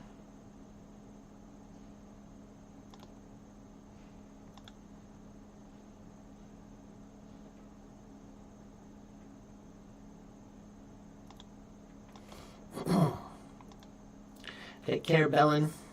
Big hug to you. Big hug to the family.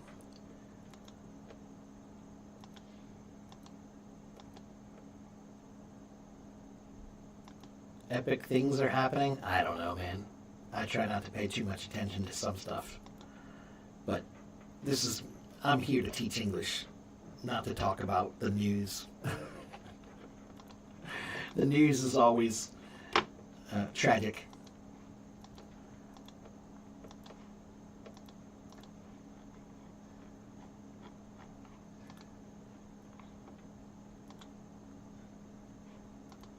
Can you come on stage? Yes, you can. Of course, Jesus. Yeah, raise your hand. Raise your hand and I'll invite you on stage.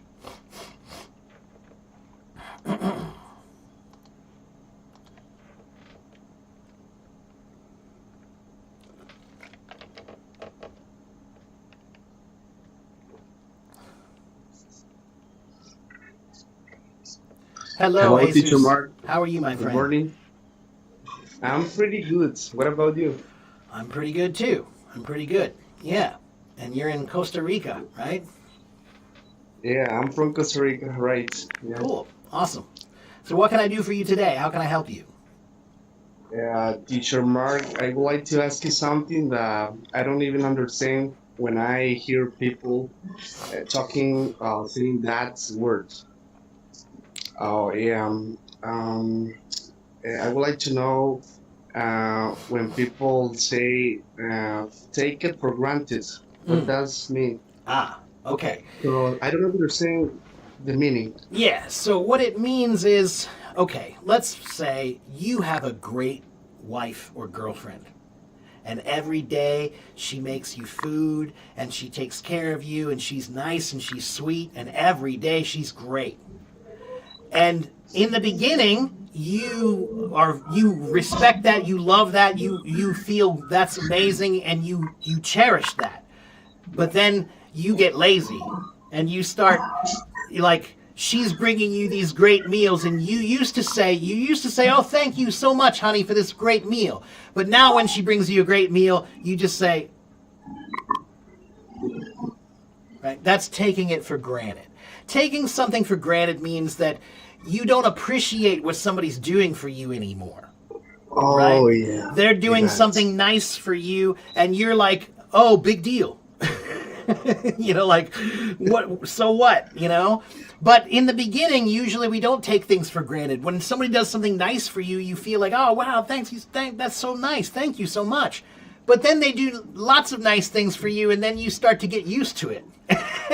And then you start just taking it, so then one day you come home from work and she didn't make dinner because she had a bad day. And now you say, hey, where's my dinner? And she's going to get mad. She's going to get angry because she's going to be like, I make your dinner all the time. And this one time I'm not feeling good. I had a bad day and I didn't make dinner. And now you're yelling at me about dinner? You take me for granted. That's what that means. It means you don't appreciate something anymore. Yeah. Oh, yeah. Yeah, that's why I wanted to try to ask you something, because sometimes when I talk to people, maybe they say that, and to be honest, I didn't know anything about it. That's why I decided to try to ask you. Okay. Well, guess what? You can ask anyone. Next time that somebody says something like take for granted and you don't know, ask them, man. Ask them. Life is easier when you ask. It's just easier, right? So the next time somebody says something, if you're not sure what it means, then just ask them, hey, take it for granted. What's that mean? I've never heard that before. Especially because if this is your new language, this is not your first language, man. That's the funny thing. Sometimes we think we can't ask a question because if we ask a question, it makes us seem stupid. And so then we don't want to ask a question. But guess what? If you didn't ask the question, that's stupid. So how funny is it? It's funny. You don't ask the question because you don't want anybody to think you're stupid. But if you don't ask the question, you are stupid. So you should ask. So the next time somebody says something that you don't know, man, that's an opportunity to learn. That's not an opportunity to be embarrassed. That's an opportunity to learn. All right? So Right. you don't have to wait for me. Just ask them. Hey, you said this thing. What's that mean? I don't know. And if they're your friends, they'll be fine with it. They'll be cool with it. Like they'll teach you something. Okay? Yeah. Thank you, Teacher Mark, for teaching me and try to teach me that. It's really important to me. I've been trying to learn English as a second language, and sometimes I don't even understand what people are saying. But I think it's just part of the process, and I've been learning, and I feel so excited. Yeah. It is part of the process. But guess what, Jesus? Sometimes many, many, many people come here and they say that I can't understand people sometimes. I can't understand some Americans. Like I go on YouTube or TikTok and I can't understand. But I can understand you, Teacher Mark. I don't know why. Why can I understand you? Well, there are many reasons why you can understand me. But one reason is I'm good. So what I mean is this. This is my job. Teaching I totally agree with English you. is You're my job. good. So because teaching English is my job, that means that I try to speak well. But the people you're listening to, if you're just listening to some guy on TikTok or some girl on YouTube, those people are not careful about their words. Those people are not thinking about their language. They're just speaking. Okay? And maybe they're not a good model. Sometimes when you hear somebody and you say, oh, I feel bad because I don't understand what they said. maybe you didn't understand them because they have poor English. And so you're listening to somebody who doesn't speak well, and then you feel bad like it's your fault. But no, you just had the wrong model, right? Yeah. So that's again why I always tell people that learning a language is just like learning a musical instrument, right? And when you learn the piano, your piano teacher is not going to tell you, hey, you should listen to anybody in the world who plays piano. No, because maybe they're not good. Maybe they do things the wrong way, so you shouldn't listen to that person. They're going to tell you, the piano teacher will say, you should listen to the best. Not just anybody, listen to the best. So when you go on TikTok or YouTube and you want to find somebody to practice your listening, make it easier by choosing a person who speaks well. Don't make it harder by choosing somebody who speaks poorly, right? Of course it's hard when you try to listen to somebody who speaks poorly, okay? And you have to remember that there are two kinds of English. There are two kinds of language. There is proper language and there is common language. Common language, yeah. Same thing in Spanish, right? There are lots of things in Spanish that you say between people that you would not say in a classroom or you wouldn't say in a company. It's common language, right? Yeah. It's not Right. formal language, right? But here's the thing. Common language is the language that everybody hears, and it's the language that you think you want. Everybody thinks, I want to speak like the regular Americans, right? But the problem is, common language doesn't open every door. Common language opens the common doors. Proper language opens any door. So when you learn English well, it doesn't matter where you are, that English will work. But if you learn right. common English, if you go to maybe you're talking to your professor and you're in school and now you're using common English with your professor, that's not a good thing. You know, last week there was some kid there was a kid who came on my stream last week from China, and he thought he was being really cool, and he kept calling me Unk. He kept saying Unk doesn't have this and Unk doesn't have that. And I ended up kicking him out. Yeah, because, man, I'm not your Unk. You don't know me. You know, what are you doing? It was kind of That's right. Right? That's right. He didn't understand that this is not the praise. You don't know me. You're using common language in a proper language environment.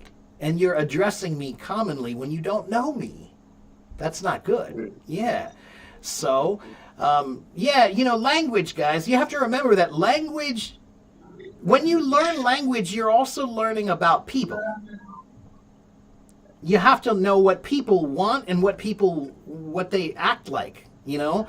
So a lot of this is psychology.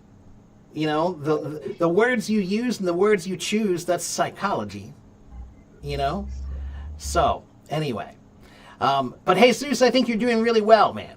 You're doing really well. Your English sounds great. Thank you for helping me and try to be clear what I ask, you know. Let me share something with you.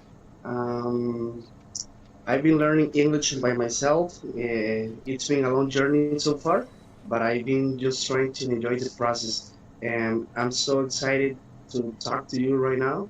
And I feel great. And to be honest, I was afraid to come on stage because I think it's my first time and sometimes can be embarrassed, you know, to try it. Yeah, but you know, embarrassment is one of those things that it's never as bad as you think. It's never as bad as you think. So one of the best things that you can do in life, go out in public, embarrass yourself.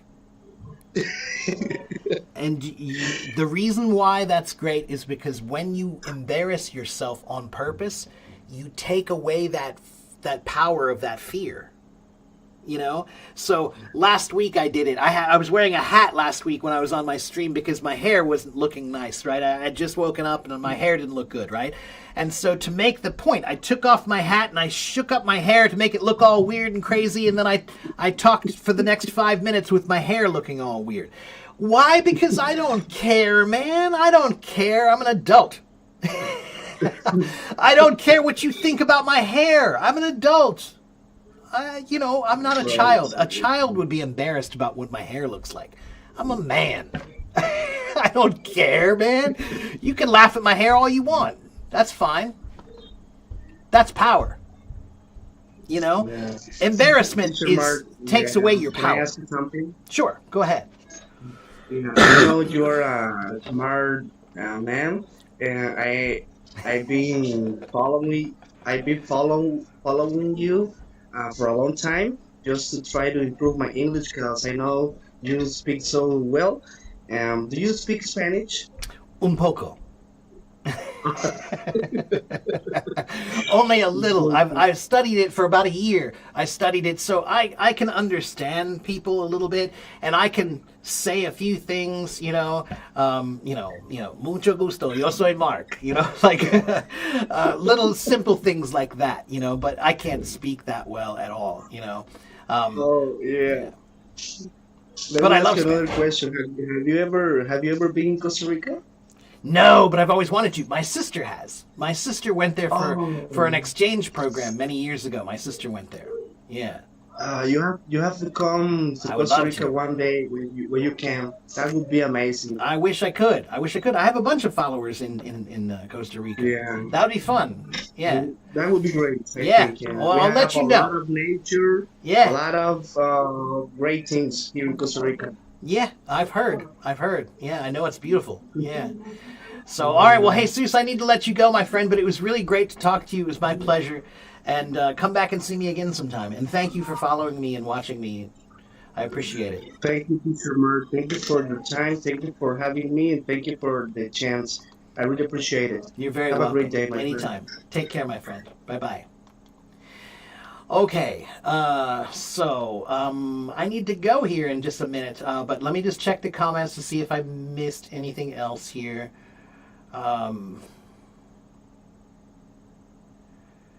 I do play drums, and there are many videos of me playing drums on my YouTube, and sometimes I do live streams where I play drums, just playing drums, not teaching English. I am an English teacher, but I am also a musician professionally. I have been a professional drummer a lot longer than I've been a professional English teacher. Let's see.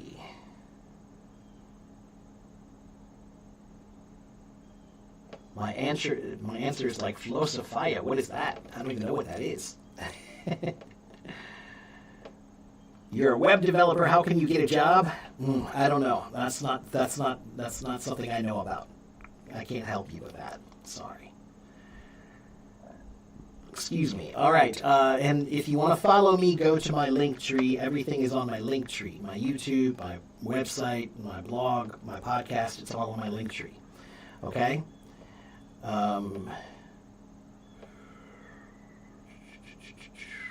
What is the meaning of procession? A procession is usually it's a word we use when we talk about a group of people doing something together. So imagine the word process. Process is an action. So a procession is kind of like a group of people doing an action together. It's usually a word we use when we're talking about religion and church, right? Like the procession that walked down the aisle. So that's the most common way, but there are a few other ways to use it too. Alina, calm down. Yes, you can talk to me. I speak like a philosopher. Well. Oh, hi. Hello, Alina. How are you? Привет. I'm great. How are you? I'm fine. And Okay. you're in actually- Russia. Where? Are you in Moscow? In St. Petersburg? No, in I'm not in Vladivostok? Russia. I live in Rostov. I Oh. came here. I live here. Yeah, I've been living here for a year. I'm a student. Okay. I'm getting my master's degree in English. I will be a translator and doctor, and Wow. probably an English teacher. Wow. Okay. Excellent. So, what can I do for you? How can I help you? Well, actually, this is the first time when I see you here, and I was interested just to talk to you. Maybe you can give me some tips about teaching English. Do you have any? Sure. Yeah. Yeah. Okay. So I'll just say I've been here a long time on Hello Talk. I was the 1st person they asked to do live streams, so I've done like 2,000 of them. And I've been teaching since. Well, I've been teaching English since 2009. I've been teaching since 1994. And teaching is not a job for everybody. Teaching is more like religion. It's a calling. Yeah. It's something you shouldn't do unless you really believe in it. Because teaching is all about encouraging. And if you don't like what you do, you can't encourage someone to do it, right? So teaching is one of those jobs that shouldn't be done by somebody just for a job. You know, like just don't do it if it's just a job. It needs to be something that you believe in, and you need to understand that teaching is something that has happened for thousands and thousands of years. This is now you're part of that. Why do I say that? Because it's important. When you feel like you're part of a grand tradition, you take it more seriously. You know? Yeah, but actually about teaching, I like music, but unfortunately I don't have enough money to get a lesson from a teacher. So, but currently I'm working as an nail technician. I study as an English interpreter, and my kind of dream was and still has been to become a singer and sing in English. And I thought that English and English teaching would be probably better just to understand more language, because I'm Russian speaker. I'm not a native English speaker, so mind works differently. Yeah, sure. Yeah, that's right. 360 degrees differently. Yeah, I love singing. Sometimes like I can't sing because I have some troubles with my throat, my voice, and like I needed a lot of money for that. Well, but I'm just only 23. Well, you know, that's the thing though. Music, you don't need any money to learn music. I finished musical school when I was a kid. I played dombra, I played an orchestra, but it was like an instrument, and I also do a little bit of piano. Right. But I moved to a different town, and I don't have piano here. Okay. And and it cost a little more than I could afford. Okay. Do you have a computer? Yeah, I do. Okay. Well, guess what? If you have a computer, you can go online, and even using just this, they have programs that will let you play piano using this. It's not as good. What kind of programs? Just free software for learning piano, but it's learning piano using a keyboard. You know, there are many of them that are available that are free. So here's what I'll say. To study music, Alina, you're lucky because you live in a day when I was a kid, if I wanted to learn music, you had to go to get a teacher. You had to go get a teacher. There was no YouTube. There was no internet. All of those things. You know, so now if you want to learn piano, every lesson that you need is online for free somewhere. They're all there. You know, so you can learn music by yourself without What about lessons. singing? Singing, sure, of course. There are lots of. I have friends who are professional singers. They do videos online about singing. So yeah, of course, there are lots of videos for singers. You know, you just have to. You have to be willing to look. Right. Learning is always hard because you have to find who you should learn from. You have to figure out who should I be learning from, because you shouldn't learn from everybody. You should learn from the ones who know what they're doing, right? So when it comes to singing, you know, I think you should spend some time looking online, you know, on TikTok or YouTube or whatever, and try to find some people who sing. And guess what? I'm sure if you look online, there are already some people who are Russians who speak English, singing English, and they talk about singing English, but they're Russian. They will have some information for you. It's well, there. How many billions of people are there on the planet right now? More than 7 billion people. Right, and that's a big number, which means that means that there's a very high probability that there's somebody who's Russian who sings in English online. and they're good. And they're good at what they do, and they know things that you don't know, you know?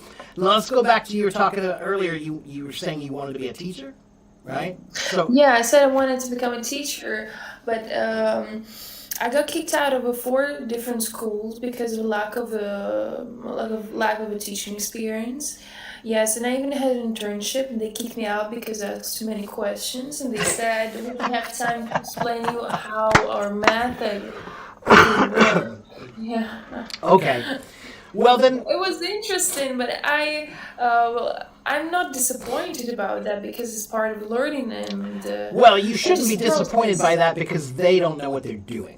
Because that's not how it works. No. If you want a teacher to be good, then you need to bring in somebody who can ask questions. Guess what? Alina, I've been teaching for a long time. I've been teaching longer than you've been alive. All right? And when I first started teaching English, I think it was my second year, I was teaching kindergarten, and I was living in Taiwan. And Where do you live now? in America. In what state? Cincinnati, Ohio. It's in the middle. Oh, Yeah, Ohio. yeah. So I was teaching English, and I remember I had a terrible co-teacher,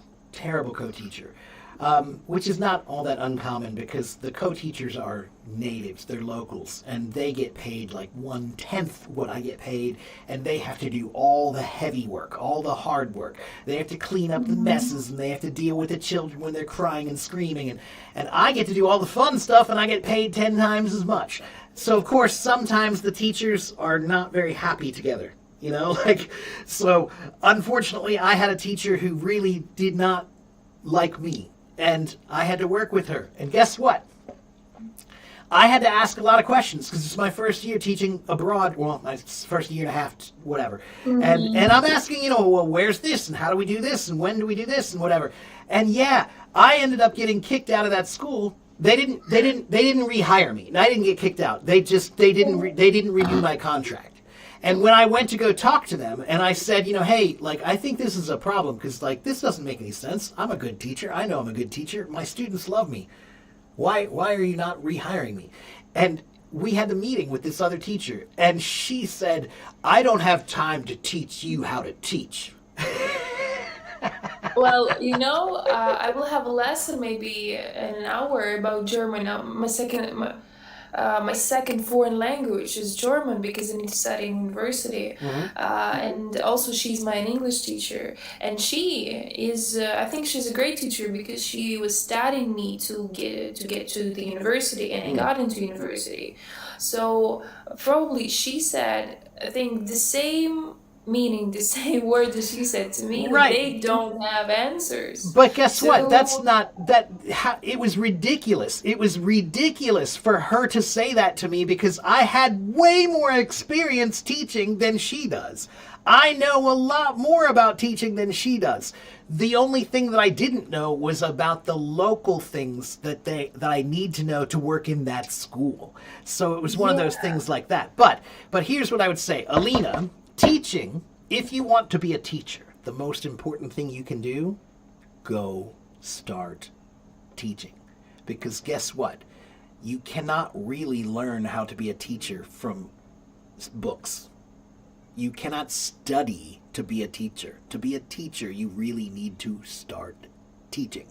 Then you will learn what it takes. You'll learn how to communicate with them. You'll learn how to explain things simply. You'll learn how to be patient. You'll learn how to be positive and encouraging. You'll learn that some people learn better this way and some people learn better another way. So you can't teach the same lesson every time the same way. You have to have many ways to teach the same idea. You'll have some people who are older and some people who are younger. You'll have some people who have bigger vocabulary and some people who have, less vocabulary, More right? or less, Yeah, yeah. right? These are the things that you cannot learn from a book. You cannot learn that from a book. So I got lucky. I got lucky because when I was 18 years old, I decided I don't want to work in a restaurant. I like food. I loved cooking. I did work in some restaurants when I was younger, but then I decided this sucks, man. That's some hard work, and I didn't like that at all. So I decided to go teach drums at the local music store. At 18 years old, I started teaching, and I'm glad I did. I'm glad I did. Well, I was always passionate about music, but I'm not really good in singing and playing piano. Again, because of maybe because of lack of experience, maybe because some circumstances did something to me. So I wish I just could have more money to. Well, here's what I will tell you, Alina. When I was 18 years old, if you asked me what are you going to be when you grow up, I would have I would have said I'm a drummer. I'm only a drummer. I'm never going to be anything else but a drummer. But you're also a teacher. I started playing drums in bars, and I started teaching drums at the local music store, and then I started teaching drums at the local high school.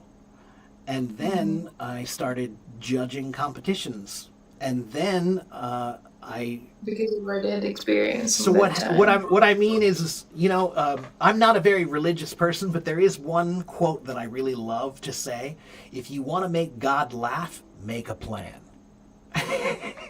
Well, everybody tells us. Everybody tells us. Yeah, it's just, so what this means is doesn't mean tell him about your plans. it doesn't mean you shouldn't have a plan. It just means that you need to understand that you think life's going to go this way, but no, life's going to go this way, then this way, then this way, then it's going to come back around, then it's going to go over here.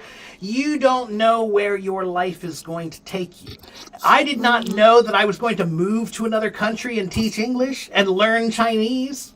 If you had told Chinese? Yeah, if you had told me when I was a kid you're going to speak Chinese when you're an adult, I would have been like, no way. No way, Oh my man. God, about Chinese, a lot of people tell me that I have like a good English and a good pronunciation, and actually, I think each school told me that like, oh my God, your English is so great, but you have a lack of experience in teaching, so we can't have you.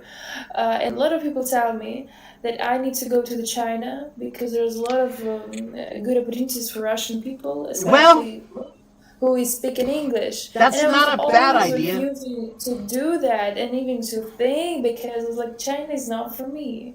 Well, China is not for me. here's what I will I say. even don't want to learn Mandarin. Well, but most of them don't. Most of the teachers who go to China to teach English do not know Chinese, and they can't And speak it's like I don't Chinese. even want to look at those like, oh my But- God, how do you say it? but- It's but- like but- not Let me letters. How let do me you say explain it? it to you. But again, Yeah. you don't need to, right? You don't need to. If you live there, the majority of them don't.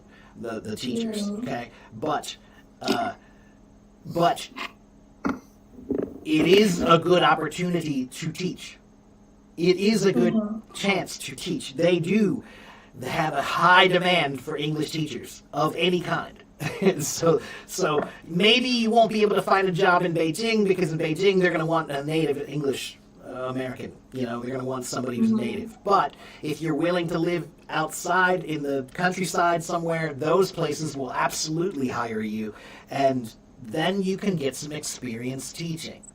But yeah, it's really weird to me that they say we can't have you because you need experience, because the only way you can get experience is if somebody gives you a chance.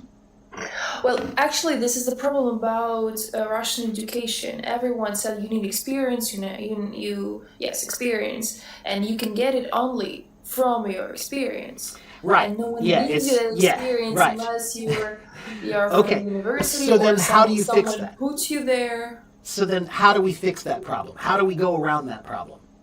I have no idea. Do you need a school to teach? Well, firstly, I thought I need it because I don't know what to do. I don't know how to. I don't know even how to start a lesson. I don't know Okay. how to teach grammar. Okay, so then here's what I think you should do. What I think you should do is two things. One is you should find some teachers who you can shadow. Not speakers, teachers. Yeah, kind of like copy. Yeah, it means you're going to watch them. They are a brilliant performer, and you're going to go watch them perform. And you want to sit there and figure out, why are they brilliant? What are they doing that I'm not doing? You know? And you have to go watch them and take notes. I have shadowed many people. Many, many. And I mean deeply. Like, I know about their body Yeah. language, I know about their vocabulary, I know about their pronunciation and their accent and their pacing. That's deep shadowing. So that's one thing you should do, is you need to find a teacher that you can go say, hey, I need to know more about teaching. Can I please sit in the back of your room quietly? I won't say anything. I won't draw attention to myself. I just want to take notes and just watch what you do. Right? About that. Let me finish first. Okay. So that's the first thing you should do. You've got to find some people to watch. Okay. The second thing you need to do is find somebody to teach. I don't care who it is. Your neighbor, your daughter, your son, your It's bro- me. Yeah, teach any. No. I mean, you need to teach someone. Okay. I don't care who it is. Find somebody and teach them. So Okay. you're saying, I don't know how? You'll figure it out. How are you going to figure it out? You can't figure it out unless you have a student. Now, when you have a student, now you can say, well, I need to teach them about how to use is, am, and are. All right, well, if I need to teach them, I first need to teach me. So first I need to go look and say is, am, are. All right, how do I say, let me look up is, am, are and read some lessons about is, am, are. And how do I use that? How do I teach that? Let me watch some videos about it. Albert Einstein, I always use this quote. He said, if you can't explain it simply, then maybe you don't really understand. Well, that's true. And It's so what abs- that means 100%. is that knowing English is different than teaching English. Yes, yes. I've been connecting with the foreigners here in Rostov. Actually, there are a lot of people here, and I speak like almost fluent, like with you. Like I didn't even say any single Russian word, and I can understand how to present the information to them. And about shadowing teachers in that internship, I asked, "Can I do this?" Firstly, they agreed, like, okay, yes, it's really nice. And the second, they canceled everything. It's like, and I said, why? They said, because we don't want to. And it's like, what do you mean? Because I think if a teacher said no about shadowing itself, then maybe maybe he has a fear or he's afraid. Yeah, or that's he's weird not because sure. the schools that I worked for, they required you to watch the other teachers. So every month we were required to go watch another teacher. We were Where required can you, to do. yeah, where can you find your Well, student? the student part, well, let's start with the school part. The school part, you should go to any schools that teach English, go to all of them and put out your hat, which means you need to say, I really, really need some experience. Please let me shadow one of your classrooms. And keep saying it, keep asking it until somebody says yes. Okay? You have to keep pushing yourself. And then as far as finding a student, anyone. Do you have any nieces or nephews? Teach them English. A neighbor kid, teach them English. Is there a kid in your neighborhood who wants to learn English and whose mom would be happy if you taught their daughter English once a week? I have one. I Okay. have one. So you have to find somebody. It could be anybody. It can be your mom. It can be your dad. It can be your grandpa, your grandma. It can be a neighbor. It can be a friend. It doesn't matter. What does matter is starting. Okay. You have to start. It's really, being a teacher is one of those things where as soon as you do it, you are it. As soon as you do it, you are it. You started teaching, you're a teacher now. But guess what? You can say it with more confidence when you've been doing it longer. So when I say yeah. I'm a teacher, I'm a teacher. That is not even my job. That's more like You need a that's hat who for I that am. line. You need to have a hat for this, like I'm a teacher. Yeah, that's right. It's a hat. It's a hat that I wear. I don't even need to put on a hat. That's what I am. That's Okay. you know. Tell me more about music. Why drums? Oh wow, you're getting some big It's questions. interesting. Well, Yeah, the drums. when I was younger, I started on violin, and then I did. Oh, I think it's nice. I did a It's so year of nice. violin, then I did a year of saxophone, then I did a few years of piano, and I liked piano, but I hated my piano teacher. Well, And then I actually, wanted about drums. teachers, a lot of I had also a bad experience about teaching, but it was an English teacher in my government school, and I still remember how she looks, but I can't remember her name. Can you imagine? She had a haircut like this, the very short haircut, and she wore glasses. She always put a red lipstick, and she had mustache. All right. Well, It was embarrassing. I mean, everybody knew it. Everybody was telling that to her, and she did nothing about that. but you know it was what? like not a manly mustache. It was like a little small Yeah, woman mustache, sure. and it was horrible. Yeah, but you know what? I respect her. Do you know why I respect her? Because Why? do you know how hard it is for you to wake up every day and have something like that, and you still go out, and you But still. why put she? your- But why she wore? What she was?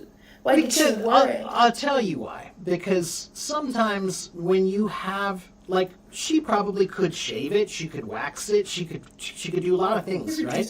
She could, or you could just accept it.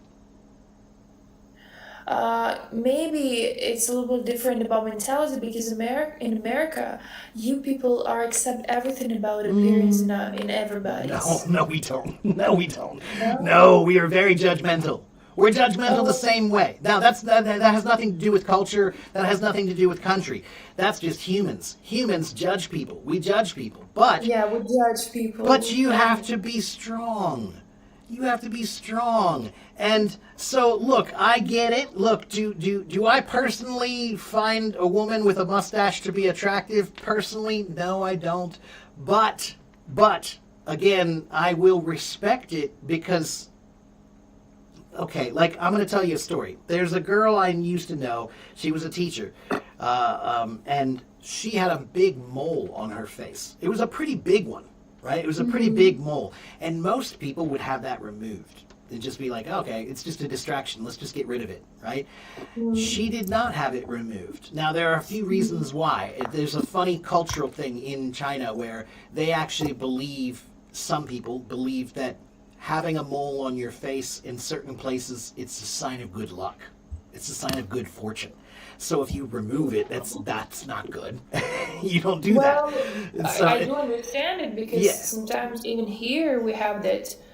yes, so this girl, she had this mole on there, and she was a teacher, and I know that there were some schools that didn't want to hire her just because she had this mole on her face, even though she was a great teacher. That's- And I know she could have gone to get it taken off. She could have done lots of things, but she didn't. She just kept it, and she kept doing what she does. And I respect the hell out of that. I respect that because that's saying I can change it, but I'm not going to because it doesn't mean anything. And the only reason why it's a big problem is because of you. Right? Because she defend herself, she defend her principles. Yes. Well, I think it's more just look. If all you can see is my mole, then you're blind. Mm-hmm. That's what it is, right? So you need to remember, especially as a teacher, your job is to be a model for them.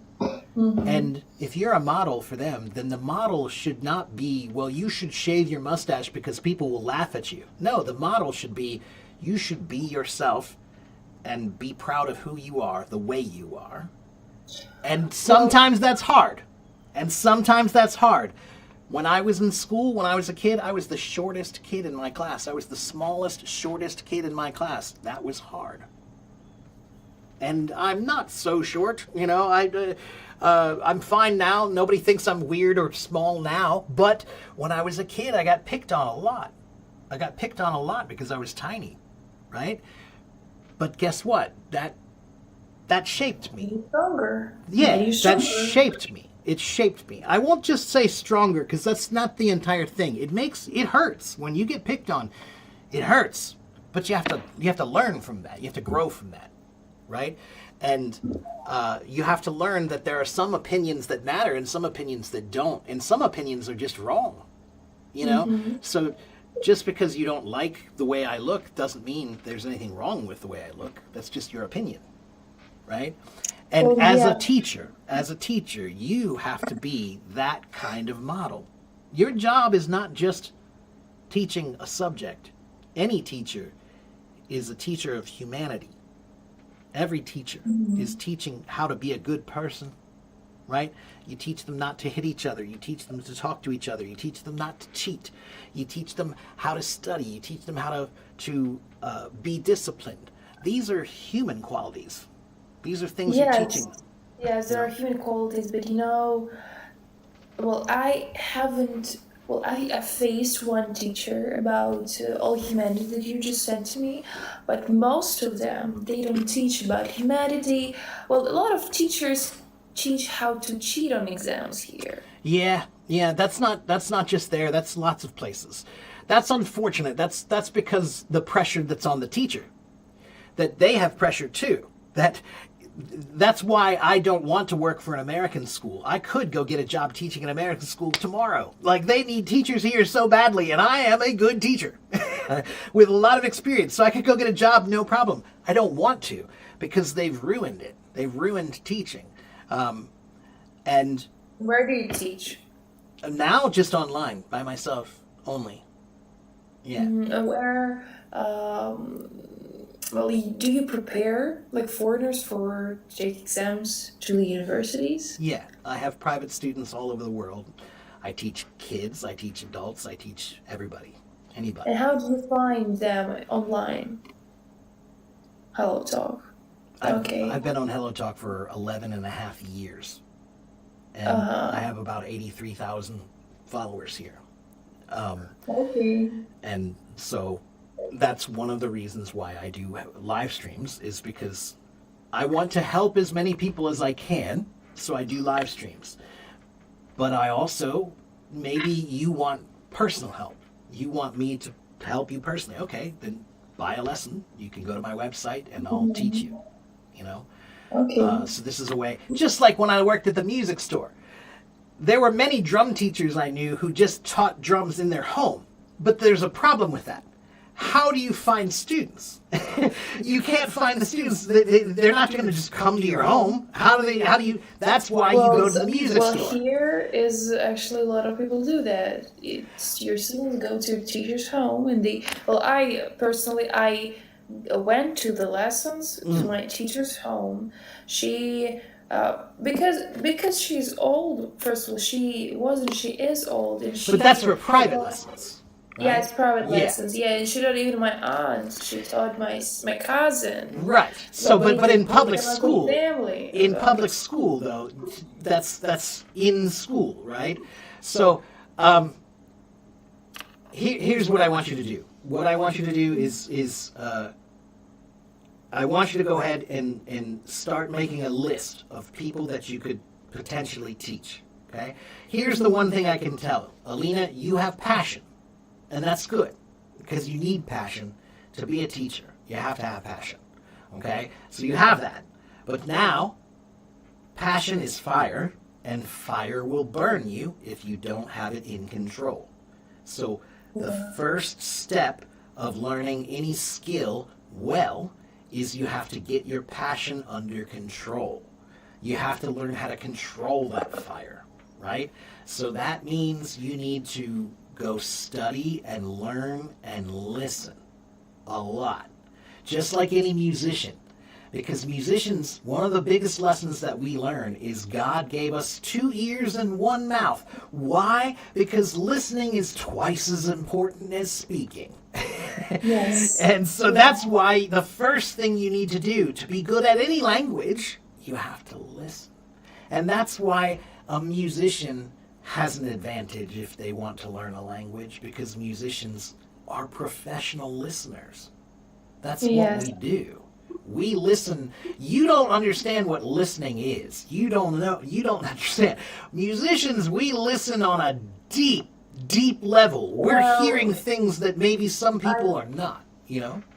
Yeah, when I did music, I do understand all the thing about musicians or listeners, because I was a musician, and I remember I was a kid. I played in orchestra for 3 years, but for 2 years, and then I did 1 year too. But there was a war in my hometown, and I need to move. And fortunately, like that, like took I know the circumstances took my music away, and now I'm just trying to find it, because So in a different I still well, do first of music. all, it took it, then I ruined it. So I still do Because- music. Like I yeah. said, I'm still a drummer.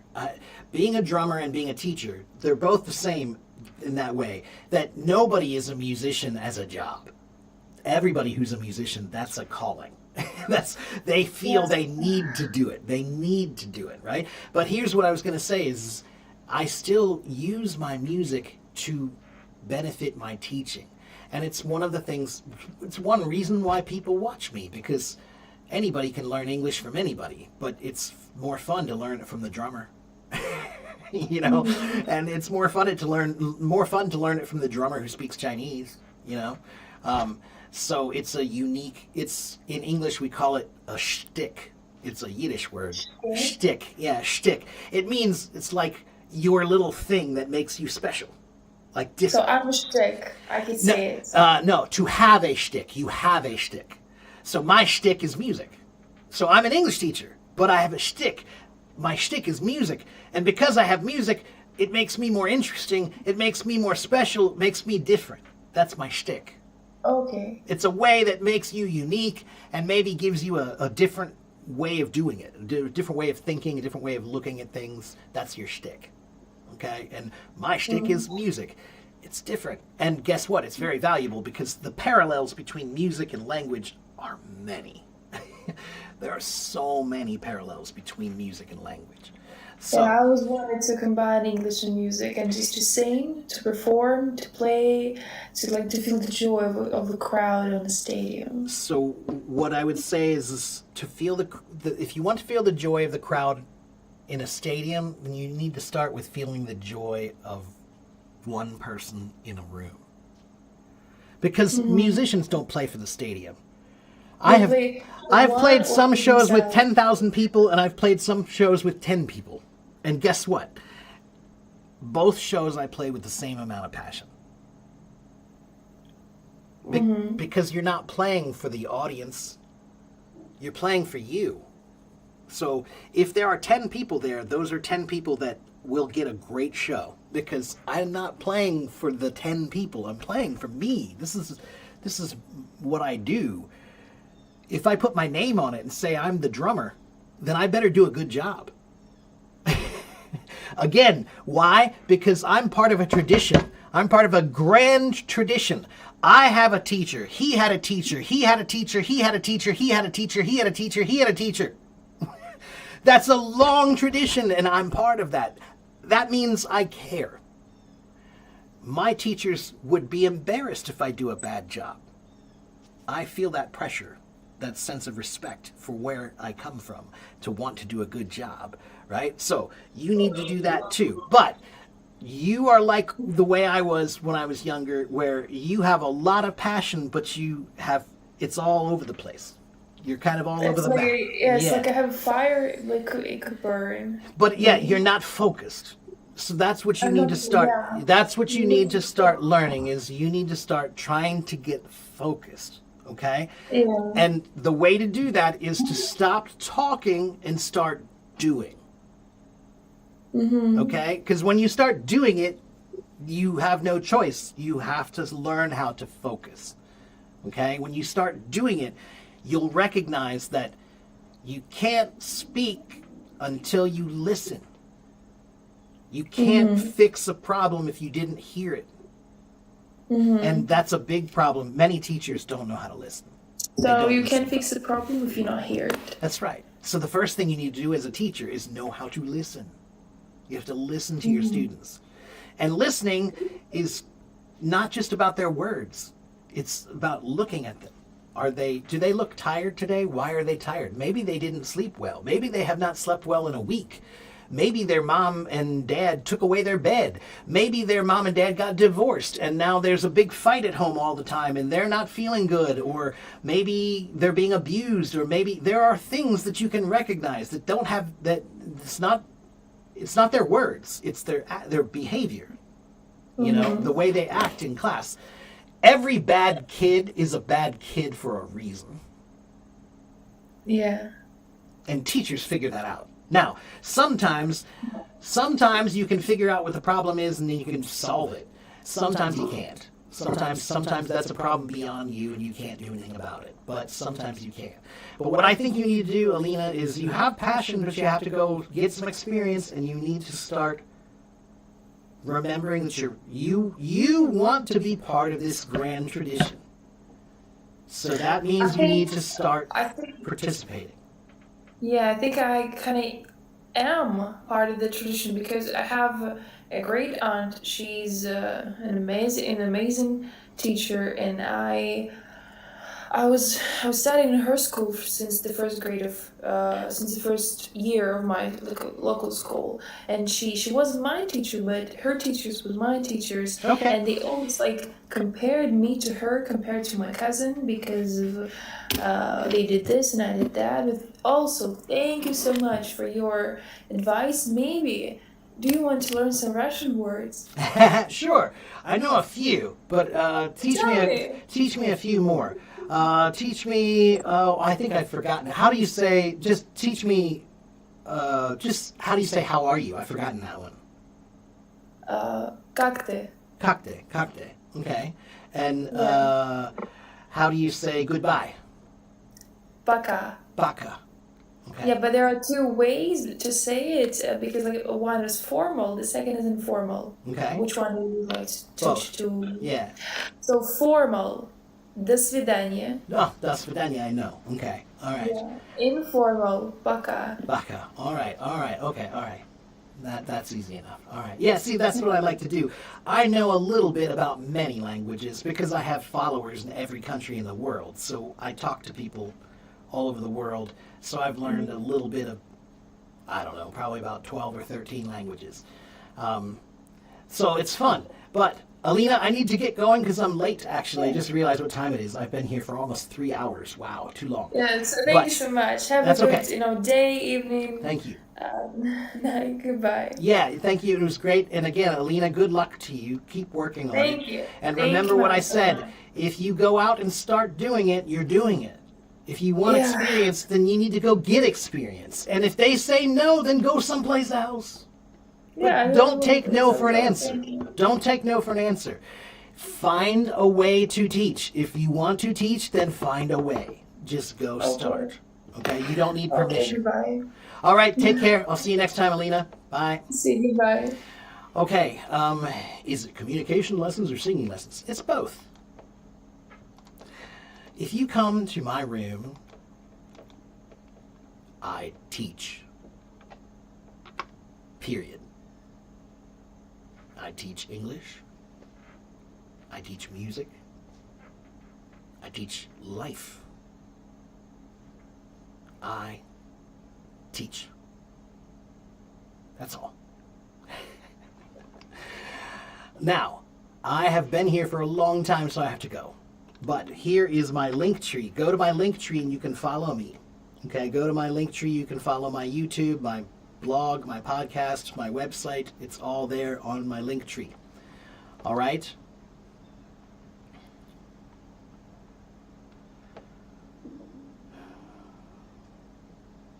Thank you so much, everybody, for all the compliments. I appreciate that very much. If you gave me a gift, thank you very much for the gifts. I don't get paid for this, so any tips that you can give me, I appreciate it a lot. It really does make a big, big difference in my life. So even if you just give a small tip, it's something. All right, and remember that I just gave 3 hours of my life to you. When do I have live streams? Usually Monday through Friday or sometimes Saturday, right? Sometimes I'm too busy, but let's just say Monday through Saturday, and it's usually around 9 or 10 a.m. my time. That's my time. So in China, that would be 9 or 10 p.m. Beijing time. Okay, so 星期一到星期五跟星期六，还是星期六，就是大概9点还是10点晚上。Okay? Sorry for butchering my Chinese. Okay, guys, I really do have to go. I'm tired. I need to take a break. Sometimes teaching is actually tiring. So, have a good morning, have a good afternoon, have a good evening wherever you live in the world, and come back and see me next time, okay? Bye, everybody.